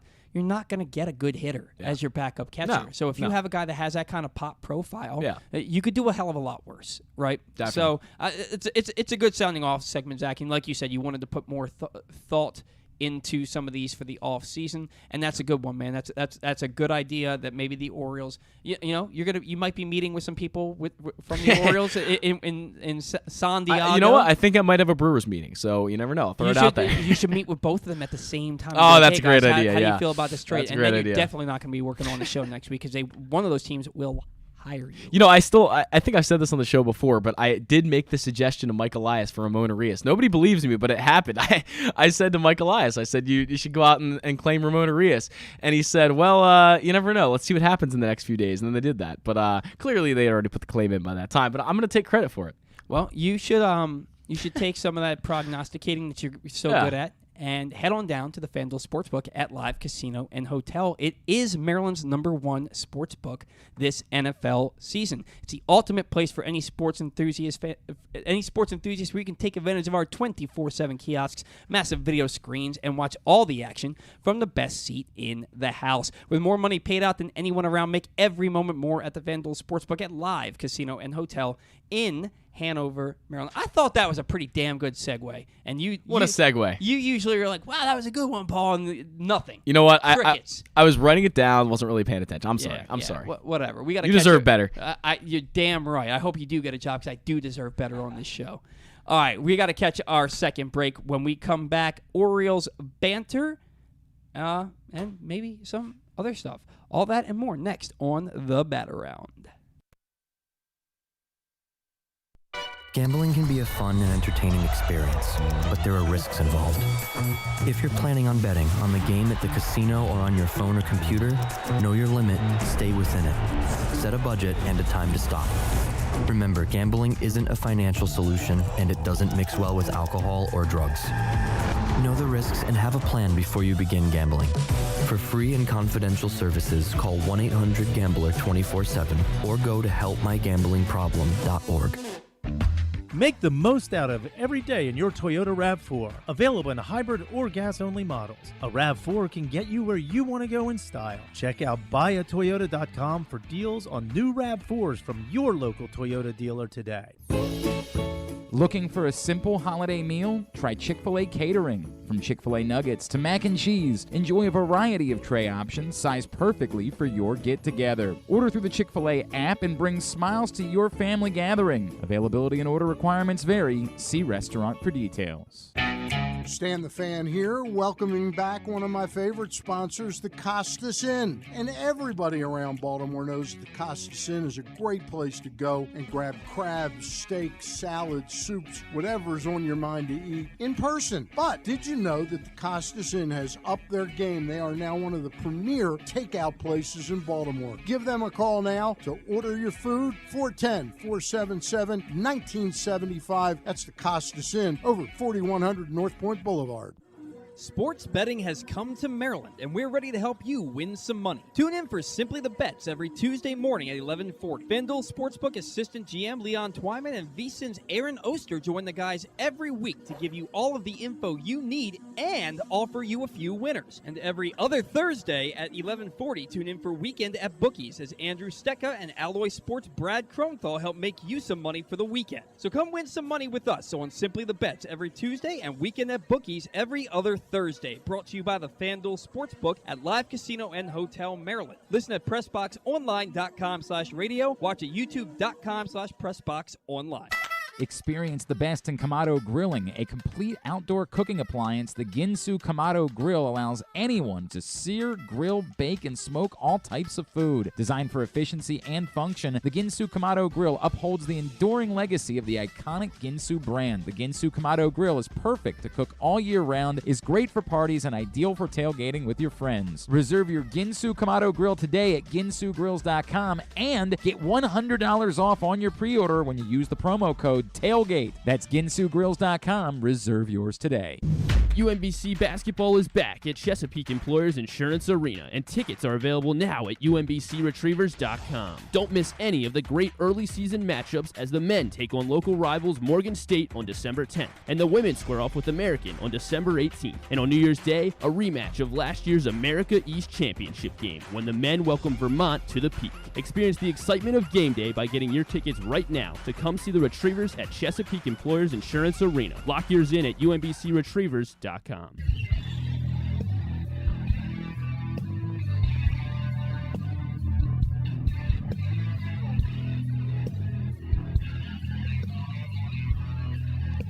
And we're back here live on the Batter Round. I know we've been talking a lot about online betting and the offers that PressBox is giving, but bet responsibly, people. If you're having an issue with gambling, we know it can be fun. You need to set a limit and stay within it.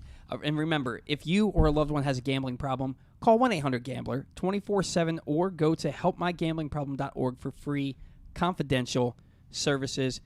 Don't lose your kid's college fund. That's not a good idea. Trust me on this one. I'm just kidding. Because you lost your kid's college. I lost Bruce's Puppy University college fund. And that dog has never forgiven me. He's the best freaking dog in the world, man. He's going to be 9 months old on December 25th. Quick.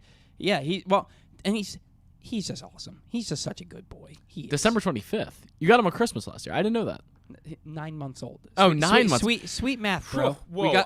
He was born March 25th. We got him May 20th. I have never had more of a lapse in brain activity than that one right there. I don't know, man. You've been doing the show with me for 3 years. I've seen a lot of brain lapses from you. I don't know what that was. There was a point today where I was snapping at you because you were like this. Really? I didn't even notice you snapping. Exactly. Sometimes I zone out. You were in a daze. You zoned out so hard, and it was distracting me, and I'm like snapping. It was during Nathan Ruiz, wasn't it? Yeah. Because I was listening to him, man. I was listening to him. It's so funny, man, because I'd be texting. 9 months. I'd be texting a guest, or I'd be responding to like my mom or something during a show when I was producing Glenn, and Glenn would be snapping at me. Really? And I'm like, why the hell is he snapping at me? I'm paying attention. And now I totally understand, because it's like... I'm always listening. Because I'm looking right at you. And dude, I don't really have an issue with it. I just you were like... And I couldn't stop looking at you just being... Like, you were so clearly zoned out that I was just like... Whoa, hey, you're zoning me out now. But no, you're good. You're good. It's time for Orioles Banter. Orioles Banter brought to you by your local Toyota dealers. The Toyota Tacoma, for example, comes in a range of models and trim lines. You can choose the perfect Tacoma to reflect your unique personality and driving habits. Check out buyatoyota.com for deals on new Tacomas from your local Toyota dealer today. Orioles Banter, what are we realistically comfortable with? And the reason I thought of this is because I saw a trade proposal by The Score that we teased a little bit at the beginning of the show.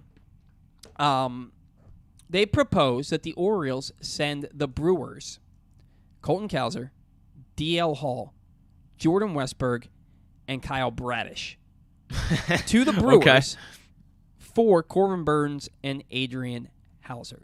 And look, I understand that you've got to give up good players to get good players. You're trying to trade the 2021 number 5 overall pick in the draft, who made it to AAA in his first pro season. Your organizational minor league player of the year. One of the top left-handed pitching prospects in the baseball, who was an 80 grade prospects in baseball, and has an 80 grade fastball, and throws 4 pitches. And pitcher coming off a rookie season where in his last 13 starts pitched to a 3.28 ERA and had a 6-start stretch where 4 times he went 8 innings. He went 7 innings or more with 2 hits and 1 run or less. It's too much. It's a lot. That's way too much. I don't think anybody wants Adrian Hauser. Not really. He's maybe a 4 or 5. I'd take Adrian Hauser, but not in that kind of deal. But not if he. I guess if he's a throw-in for Corbin Burnes, but you're not gonna get me to give up those 4 players. No. Those 4 players are for Corbin Burnes, not really for Hauser. I don't really see him bring much back in that compared to Corbin Burnes. There's no way. The Orioles are trying to stockpile left-handed bats that get on base and don't strike out.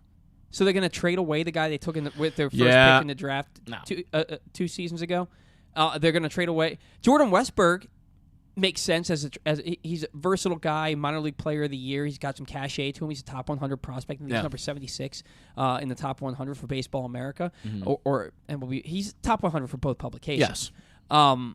If you trade him, and I don't know, man. I'm not willing to give up young pitching like D.L. Hall and Kyle Bradish. Well, you talk about what you're comfortable with, and that's the good conversation here, is what you're comfortable with prospect-wise in trading. I'm not comfortable trading Colton Cowser. I think he is the piece of this outfield that is going to be here for the longest time. I think Colton Cowser is an excellent player, and we've been over that a lot in the show, but Colton Cowser's great. Jordan Westburg, I actually would trade. I would be open to it if for the right deal, and certainly in a Corbin Burnes deal, I think he'd be front and center in it. I would be very open to that because they do have a lot of infield depth at the moment, and we talk about it all the time on the show that there's a logjam there. And, you resolve that by trades and by other things, as in guys, moving on and becoming free agents and all of that. But Jordan Westburg is a guy that doesn't really at this very moment, have a lockdown spot. So, yeah, I could certainly be open to trading Jordan Westburg. D.L. Hall, I think he's a back-end reliever. I still believe that. I would be open to that as well. Kyle Bradish, no. Kyle Bradish and Colton Cowser, I'm not open to it. Kyle Bradish showed last year why he's probably at number 3 in the starting rotation. Well, and that can be very valuable for the Orioles. And what what Kyle Bradish was able to do last year, and you look at his 2 starts against two of those four starts where he went 7 innings or more with 2 hits and 1 run or less. 2 of those were against the Houston Astros, who just won the World Series. Won 106 games this past year. He looks like, if he completely figures it out, he's not a 3. He looks like a 1. He absolutely could. He looks like that's why Matt Blood said that he holds him in the same regard that he holds D.L. Hall and Grayson Rodriguez. Right. And I firmly believe that a guy like D.L. Hall is somebody that Chris Holt can really figure it out. It's possible. Very possible. If D.L. Hall, the 4 pitches that he throws, if he figures it out, and he's young. He's, 23 years old? He is, but based on the injury history, and the command issues, I'd still be open to trading him. He's not one of the guys I'd cut off. I'd be open to trading him, but not with those other guys. And I'd only be open to trading him in a deal for Shohei Ohtani, not for Corbin Burnes. Okay, that's completely fair. I would still be open to that. I like Corbin Burnes. But the thing is, and somebody made a good point about this on Twitter the other day, D.L. Hall has 6 years of team control. He does. And he's a lefty. You don't have lefties in your rotation right now. Yeah. Corbin Burnes, maybe he's got 2 years left. Maybe you extend him. Yeah. But I have a guy who's cheaper who could become Corbin Burnes or maybe better. Yeah. Now, he's not going to become Corbin Burnes because Corbin Burnes doesn't walk anybody. Yeah. And DL Hall is always going to have his issues with walks. Yeah. But to me, it's got to be somebody that I think is, and again, I like Corbin Burnes, but if I think that DL Hall can be that or better, why am I going to trade him for somebody that's older and going to cost me more? Because Corbin Burnes puts you over the top, I think, right now. I think Corbin Burnes becomes immediately, regardless of Grayson Rodriguez, your number one starting pitcher. Well, and he makes a massive difference. I mean, I think he makes a 6-win difference for the Orioles. Okay, so then instead of getting rid of one of your prospects, go sign Carlos Rodon, and then you get to keep the You could. That's a very fair argument. It's a very fair argument. Yeah, like you can, and I guess that's more so my argument, is the fact that you can go out and sign Chris Bassett and Carlos Rodon, and that puts you over the top, and you don't have to get rid of anybody to do that. Yeah, I mean, the only guy that you have on the books right now is John Means. If the Brewers came to me and said, if I was Mike Elias, and they said, we want Jordan Westburg and DL Hall for Corbin Burnes, I'm not thinking twice. I'm not thinking twice. But I get what you're saying. That is a fair argument that Rodon is. He's not better than Corbin Burnes, I don't think in any way, but without losing DL Hall and Jordan Westburg, you can get almost the same production. Well, it makes sense. It's crazy because I'm sitting here, I'm like, I don't want to trade DL Hall for Corbin Burnes, and you're like, if you can get Burnes for DL Hall and Westburg, I say you do that. Well, because if you only have to give up 2 players to get Corbin Burnes, I don't think that gets it done. I think the Brewers would ask for more. I think that they would, and that's my point. Is that like if you're including DL Hall in a large package for Corbin Burnes, I don't want to do that. If you could trade DL Hall for Corbin Burnes straight up, I think I'd be willing to do that. But that's not going to happen either. For me, you can go out there and you have such payroll flexibility. You can sign Rodon and Bassett, hang on to those players, and still have a payroll under $100 million this year, well under $100 million this year. To me, it's why am I going to trade some of my top prospects to get somebody when I can still have a really low payroll and sign these players? Yeah, certainly you add in Colton Cowser and Kyle Bradish to that deal, and it looks a lot worse. I mean, that's 2 extremely valuable guys that are. I mean, Kyle Bradish is already a major piece in this team, but you look at Colton Cowser, he's going to be up by May 2023. And, he's going to make a huge difference. So you add in 4 really good players, for really, 4 very notable prospects. That makes it much tougher for me. No, I absolutely agree. Now, the Orioles are going to need a bat. Yeah. They're going to need a bat. Josh Bell is out there. Is there any... Now, look, Josh Bell, he doesn't strike out. Yeah. He gets on base at like a 370 clip. And he's got power. Right? He's only a few years removed from that 37-homer, 119 RBI season. He was hitting well over 300 and was on pace for about a 25-homer season with the Nationals when he got traded and fell off a cliff for San Diego. But everybody fell off a cliff for San Diego until they got to the postseason. Yeah. So, I mean, Juan Soto was terrible. He was. Out there. And we agree that he's one of the best young hitters in all of baseball. Is Josh Bell a guy that, I mean, he hits from both sides of the plate for power, hits for average, he gets on base, he can DH, he can play first base. That's what you're looking for. He'd be batting left-handed more often than not. Right. That's a perfect player for the Orioles that maybe you don't have to spend $25 million a year on a player. I wasn't sold on him at the beginning of the offseason, but I'm becoming more and more, because if he's the best of what's left and the Orioles are able to get him, I can't get upset about it. I'm really in agreement with you there. I'm not a big Josh Bell guy. A switch hitter, a lot of power. There's a lot to like, but I don't know. I don't see the fit necessarily with the Orioles. I'm not sure he's a. Do you think he's a real middle of the order bat? I think that he gets on base. He does get on base. He gets on base. He takes better at bats than Ryan Mountcastle and Anthony Santander. Totally agree with that.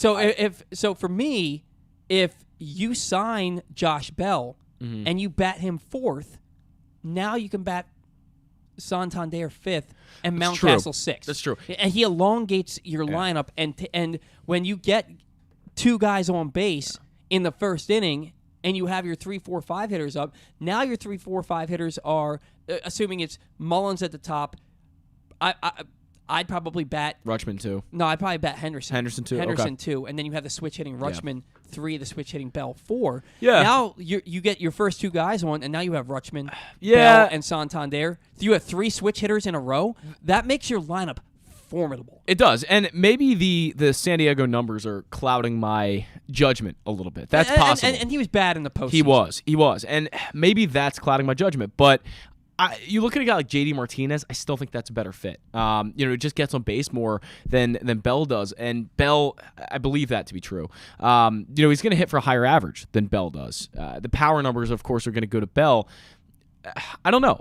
Josh Bell, to me, maybe I was just envisioning someone a little better. When we talk about middle of the order bat, well, I think that we all I was really considering Jose Abreu as opposed to Josh Bell. But then again, Josh Bell, like you said, what he did with Washington was very productive. And maybe the San Diego numbers are an anomaly for him. All right, so you look at J.D. Martinez. Okay. In 2022, his slash line was 274, 341, 448 with 790 OPS. 16 homers, 43 doubles, 62 runs batted, and he walked 52 times, struck out 145 times. Okay. His career slash line, and he's been getting worse as he's getting older. Yeah. 288, 352, 520, 872. Now let's go look at Josh Bell. Okay. I may be wrong. He may have a higher OBP. Josh Bell in 2022, 266, 362 OBP. Okay. 422 slugging, 784 OPS. So the batting average was lower, but the other three numbers were higher. What was the Padres' OBP? The Padres' OBP was 271. Okay. He was not good. But with the Nationals, I'm sorry, 316. 316. Okay. With the Nationals, it was 384. But then you look at Josh Bell overall, even with those bad numbers, he had a 41 to 32 strikeout to walk ratio with the Padres. 81 walks last year to just 102 strikeouts. Career slash line 262, 351, 459, 810. The thing with him, he's going to be 30 when the season starts. Yeah. Whereas he's already 30. Yeah, he's going to be 30 when the season starts. J.D. Martinez is 35, 36 34, I believe. years old. Yeah. And the numbers are declining every year. If they sign either one of them, I'd be happy with it. But I think at this point, Josh Bell is the better bet. And he gets on base more. At this point in his career, he does get on base. See, I'd still go for JD personally. That's just my personal belief there. You got me on the numbers there, no doubt. But I still believe that JD is going to be a more consistent hitter as well. JD, people forget how consistent the guy is. He was. And fair.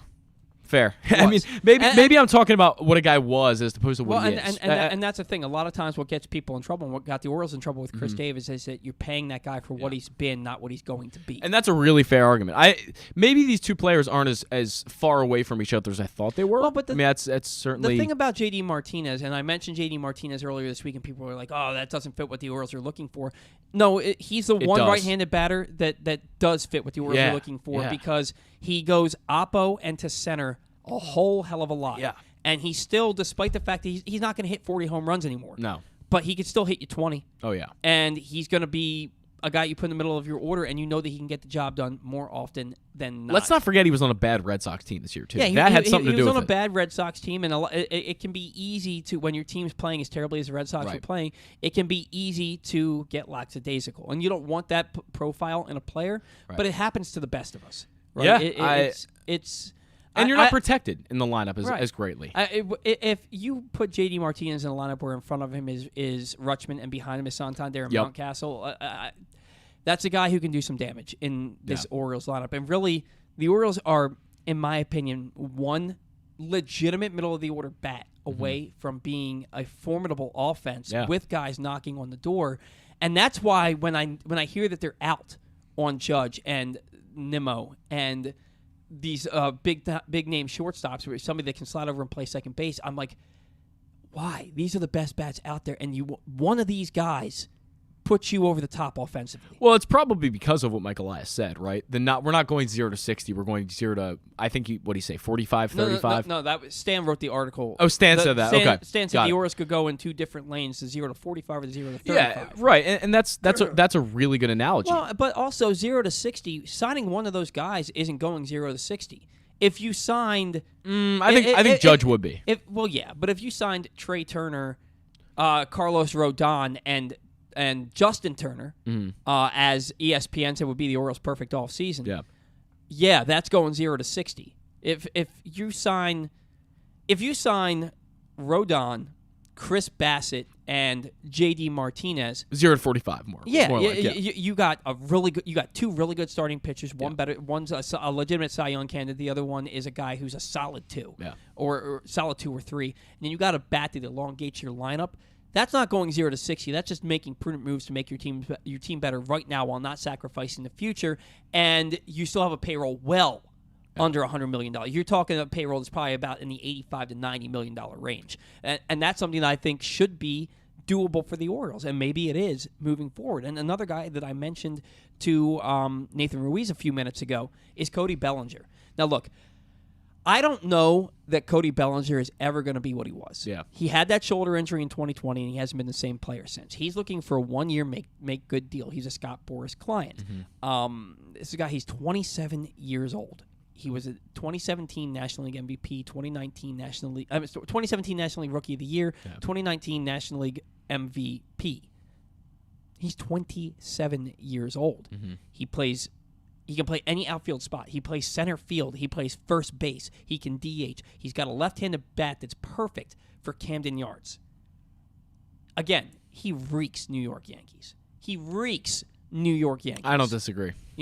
But if the Orioles go out there and they say, you know what, man, you want a 1-year deal? We'll give you 1 year, $10 million.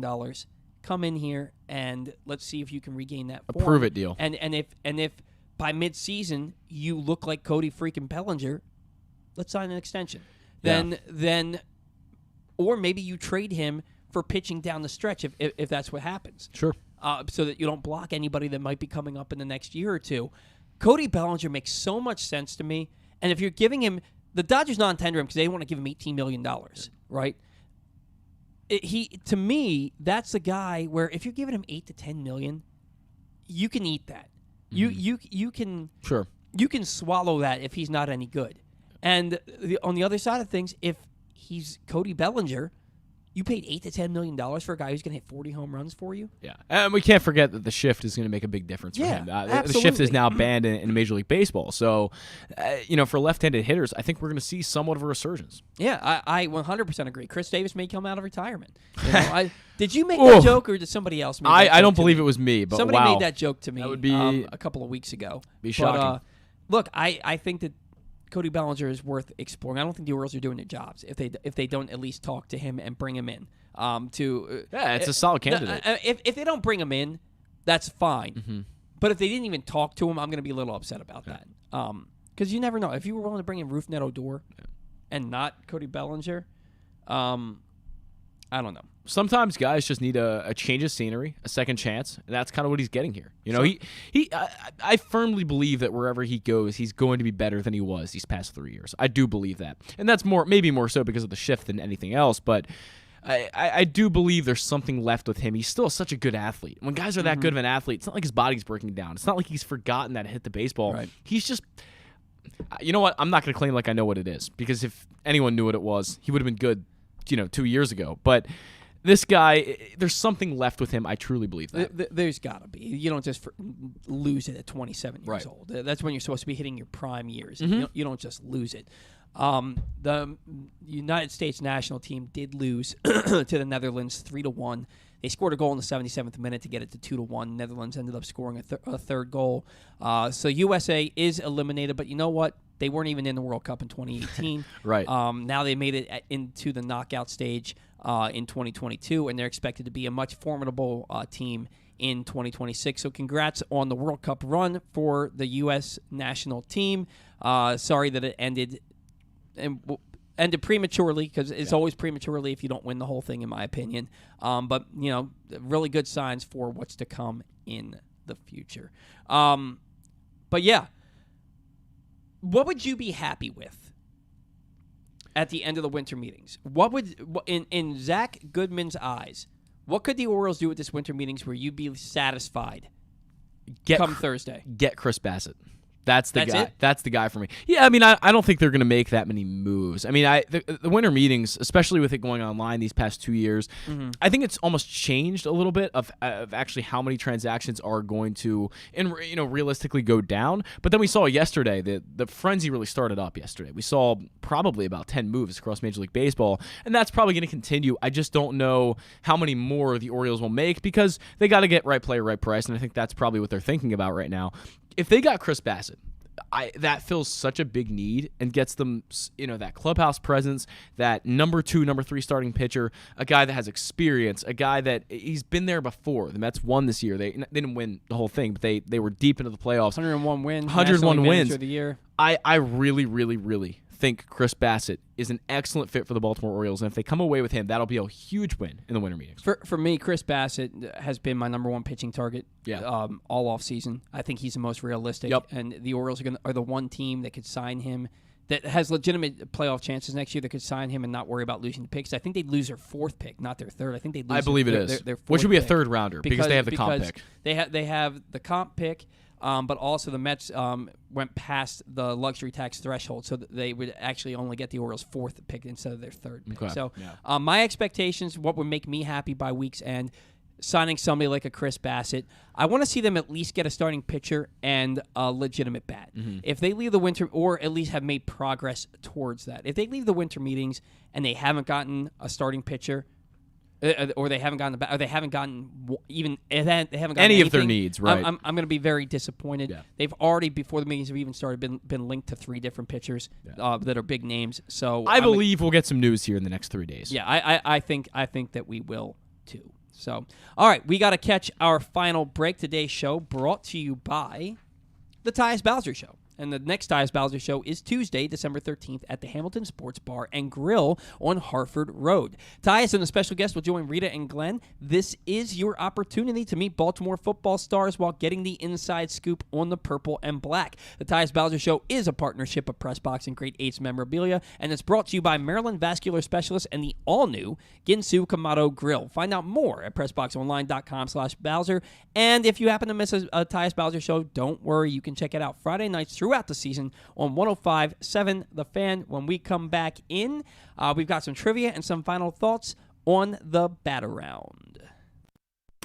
Come experience Maryland's #1 sportsbook this NFL season at the FanDuel Sportsbook at Live Casino and Hotel, the ultimate place for any sports enthusiast. Take advantage of our 24/7 kiosks, massive video screens, and watch all the action from the best seat in the house. With more money paid out than anyone around, make every moment more at the new FanDuel Sportsbook at Live Casino and Hotel in Hanover, Maryland. Please play responsibly. Gambling problem? Please call 1-800-GAMBLER or visit mdgamblinghelp.org. Looking for a simple holiday meal? Try Chick-fil-A catering. From Chick-fil-A nuggets to mac and cheese, enjoy a variety of tray options sized perfectly for your get-together. Order through the Chick-fil-A app and bring smiles to your family gathering. Availability and order requirements vary. See restaurant for details. Whether your focus is luxury and comfort, convenience and technologically advanced connectivity, or sporty performance and aggressive styling, we've got the perfect Highlander for you. Check out buyatoyota.com for deals on new Highlanders from your local Toyota dealer today. The weather outside is really unpleasant, so it's time to warm up with some comfort classics this winter at your neighborhood Glory Days Grill. Try the Twisted Ribs and Wings combo. It's 2 full pounds of meat, the mac and cheese bites, Mr. Richards meatloaf, the citrus salmon, the winter spinach salad, and for dessert, here's internet radio personality Griffin Bass to tell you about the bourbon butter cake. Oh my God, it's so good. Pair it with a blood orange bourbon cider or a devil's backbone cranberry smash. Place your order now at glorydaysgrill.com. Glory Days Grill. Great food, good sports. That first sip. That first bite. Start your day off right with a delicious breakfast at Royal Farms. Choose from a fantastic selection of fresh Royal Farms breakfast sandwiches and top it off with a rich hot cup of the freshest coffee in the world. At Royal Farms, breakfast is available day and night. It's the freshest breakfast in the world. Real fresh, real fast. Royal Farms. The latest edition of Press Box is available now. On the cover, new Maryland basketball coach Kevin Willard sits down with Stan Charles and Glenn Clark to discuss the situation he inherited in College Park and how he plans to get the program turned around. Also, inside, we introduce you to men's and women's college basketball players from all of the teams in the area. And Bo Smoka profiles Ravens receiver Devin Duvernay. Press Box is available for free at over 500 area locations, including 60 Royal Farm stores, and you can always find the entire edition as well as the best daily coverage of the Orioles, Ravens, and Terps at PressBoxOnline.com. Gambling can be a fun and entertaining experience, but there are risks involved. If you're planning on betting on the game at the casino or on your phone or computer, know your limit, stay within it. Set a budget and a time to stop. Remember, gambling isn't a financial solution, and it doesn't mix well with alcohol or drugs. Know the risks and have a plan before you begin gambling. For free and confidential services, call 1-800-GAMBLER 24/7 or go to helpmygamblingproblem.org. Join the Maryland Jockey Club at Laurel Park for Christmastide Stakes Day on Monday, December 26th. An exciting day of live horse racing awaits you with a whopping 6 stakes races worth $600,000 in prize money. Plus, enjoy a specially curated stakes buffet, a delicious hot chocolate bar, and hot cider cocktails. It may be cold, but Laurel Park has plenty of horse racing excitement, food, and beverages to keep you warm. Don't miss Christmastide Stakes Day at Laurel Park. Visit laurelpark.com for more info.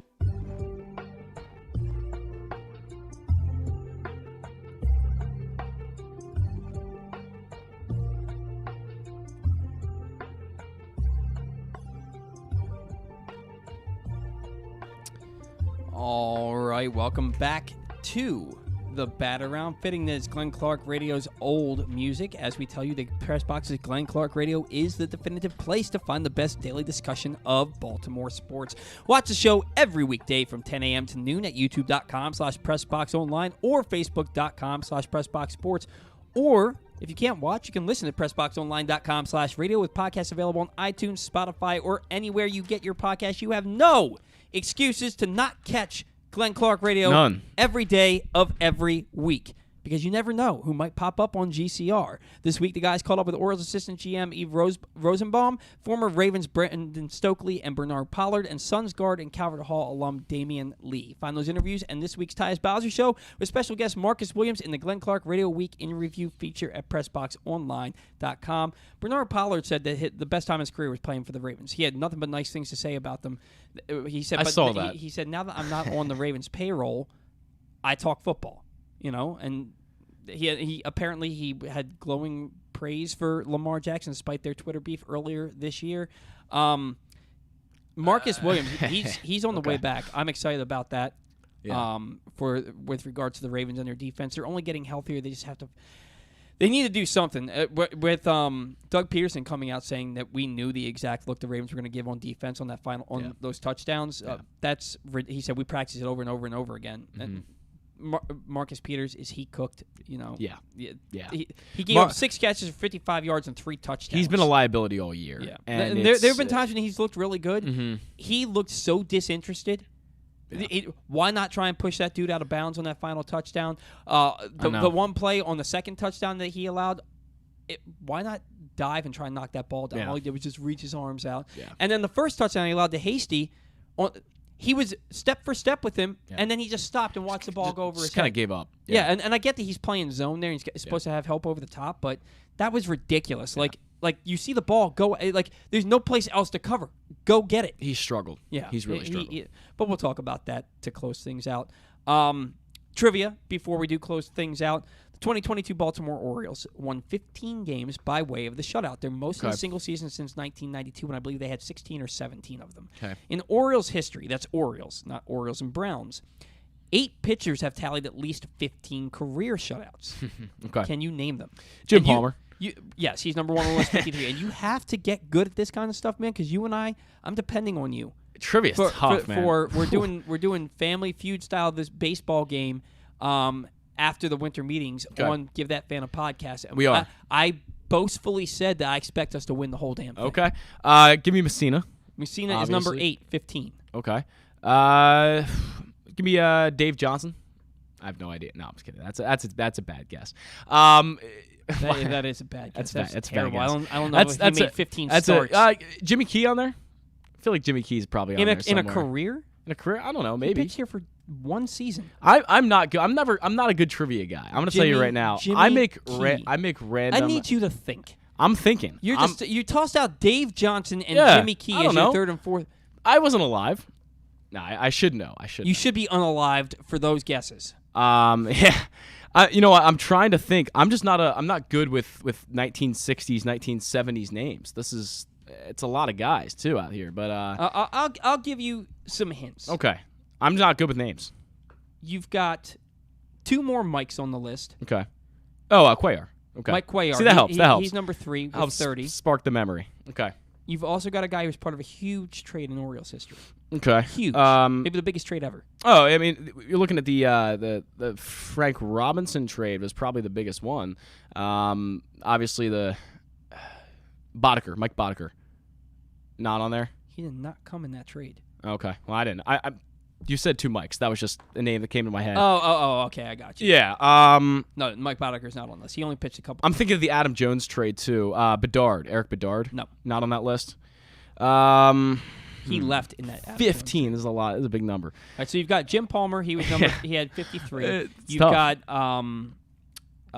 Mike Cuellar, who had 30. He was number 3 on the list. You got Mike Mussina, who was number 8 on the list with 15. So I know there's a Steve, but I just can't. There is a Steve. I just can't put my finger on it. Place where you go to get your hair cut. Steve Haircutter. Steve Barber? Is that Steve Barber? Wow. Okay, I didn't know he did that much. Wow. He won 25 games for the Orioles in the early 80s. Okay. 19. Wow. So that's number 6. Okay. Man, this is difficult. I really find it hard. I really thought this was going to be easy. You're missing some. I know I am. It's just when you have 15 in your head at the same time, it's hard to just think. You know what I mean? I know they have the 420 game winners in I believe 1971. Yeah, but one of those guys was only here for a few years. Yeah, and that was Pat Dobson. You got Jim Palmer. You got Mike Cuellar. There was one more. It's not Johnson, is it? There is a Johnson on this list somewhere. No, there's not a Johnson on this list? No. Man, this is rough. I'm running out of time here, I think. I think we're just going to call it. You might have to. We got to get I'm not out good of here at trivia soon. is not my thing. So Dave McNally. Oh, McNally. Number 2 yeah. with 33. Yeah. Number 4. And as an Orioles fan, you should never forget this name. Milt Pappas. Oh, okay. Yeah. He's the guy who was traded for Frank Robinson. So Milt Pappas. Now that you say it, sure. I'm gonna have to carry this team. Damn you, Zach. All right. Number 5, Scott McGregor, 23. Oh, I should have gotten that. Number okay. 7, Mike Flanagan. May he rest in eternal peace. Orioles GM. He had 17. He was a Cy Young Award winner. Yeah. All right. Final thoughts. I've been going back and forth on this because we all have PTSD from how the Orioles have been run the last 30 years, and we don't expect the Orioles to be big players in free agency. And, but with the Orioles having, and Steve Molesky made a nice point about this on Twitter, if the Orioles are reportedly in on Carlos Rodon, they haven't just held discussions or meetings. If they're reportedly in on Carlos Rodon and reportedly in on Chris Bassett and had a nice Zoom meeting with Noah Syndergaard, I think that the Orioles are going to make a big signing at these winter meetings, and maybe it's going to be on the pitching front. I don't expect them to I don't think there's any big signing to be made for a bat. So I think the Orioles are going to make a big signing in the free agent pitching market, whether it's Rodon or Bassett or maybe both of them. I expect to have something to talk about regarding an acquisition on this show this time next week. So my final thought is that the Orioles are going to sign a legitimate starting pitcher to a big contract. I mean, that's kind of where I'm at, too. Like I said, Chris Bassett is kind of the name that I would like the Orioles to come away with. But even, maybe I'm warming up to Josh Bell a little bit. Maybe I'm warming up to him. I mean, you definitely, when you talked about those Nationals numbers, the 384 OBP, I like that a lot. If he's not what he was on the Padres, then I don't think that's a bad move at all. I never thought it was a bad move, but I definitely look at it now in a greater perspective, because he definitely was a pretty good National and a guy who can hit for power, slot in 4 or 5 in that lineup, and be a pretty good hitter. So I would like to see that happen as well. As bad as he was in San Diego, he had a .316 on base percentage in San Diego, Still which yeah. would have been third on the Orioles if you're not counting Gunnar Henderson's cameo. That's a great point. And hopefully Colton Cowser, is another big OBP guy that comes in this year. But that is a great point. A guy that gets on base that much could be very valuable to the Orioles. So and can hit from both sides. If you have 3 switch hitters, batting 3, 4, 5 in your order, that's huge. If he's at the right price, then sure. Yeah. If he's at the right price, then sure. So before we get out of here, Ravens, bad loss last week. Yeah. Another one where they're leading by 2 scores in the fourth quarter, and they lose. And they lose to Jacksonville. They've had their struggles throughout history with Jacksonville. Yeah. They were terrible against. They had never beaten them until 2000. I was at the first game they beat them. They lost that Monday night debacle like 9-. I think it was like 15-7 or something like that. And the touchdown came in garbage time. They lost in London like 44-7. We all got up early in the morning to watch that crap fest. So they've had their struggles with Jacksonville. They got Denver coming in. Denver's terrible offensively. Russell Wilson is maybe the worst contract in the history of the NFL. Yeah. But now you're looking at the fact that this team is the number one red zone defense by a wide margin, and the Ravens really struggle with that. Yeah. What are your expectations for this game? I know we got to do this quickly. What are your expectations? I don't have a lot of reservations about – reservations is not the right word, but I don't have a lot of confidence in the Broncos. I don't think they're a team that is built to beat the Ravens because the Ravens defense has limited teams somewhat this year, and the Broncos are a team that barely score any points. Russell Wilson's looked terrible. They're a team I just don't have a lot of confidence in. The Ravens have been playing bad football, and I think they're going to continue to play bad football because I don't think they're that great of a football team. The Ravens? Yeah. I mean, they played a close game against Carolina, tied at halftime and won, of course, but the loss against Jacksonville is a big one. They're going to win this game. But I don't think it's going to be a runaway win. They're lucky the Broncos are one of the worst offensive teams we've ever seen. I actually think that the Ravens are a really good football team. I think they're okay. I think they're a really good football team that is just kind of stuck in the mud offensively because they didn't do anything to address wide receiver in the offseason aside from Demarcus Robinson. The defense I think is nasty. Yeah. And I think they're getting healthier. And once you have a healthy Dobbins and Gus Edwards back there, I think, and Ronnie Stanley back on that line, maybe that's going to be as early as next week. I think that they're just going to run the ball down teams' throats the final 4 or 5 games of the year and really bring it home and win this division. So I'm expecting the Ravens to go out there and win tomorrow. I'm going to say that they win 24-13. Okay, I'll give them 31-10. 31-10. That's a lofty score against that defense. Yeah. All right, that's going to do it for us here on the Bat Around. Thank you to all of our sponsors. Thank you to Stan the Fan Charles for his weekly segment and to Nathan Ruiz for taking some time as he heads out to the winter meetings. Thank you to Zach for doing a show despite the fact he has a flight literally 2 hours from now. Thank you to all of you for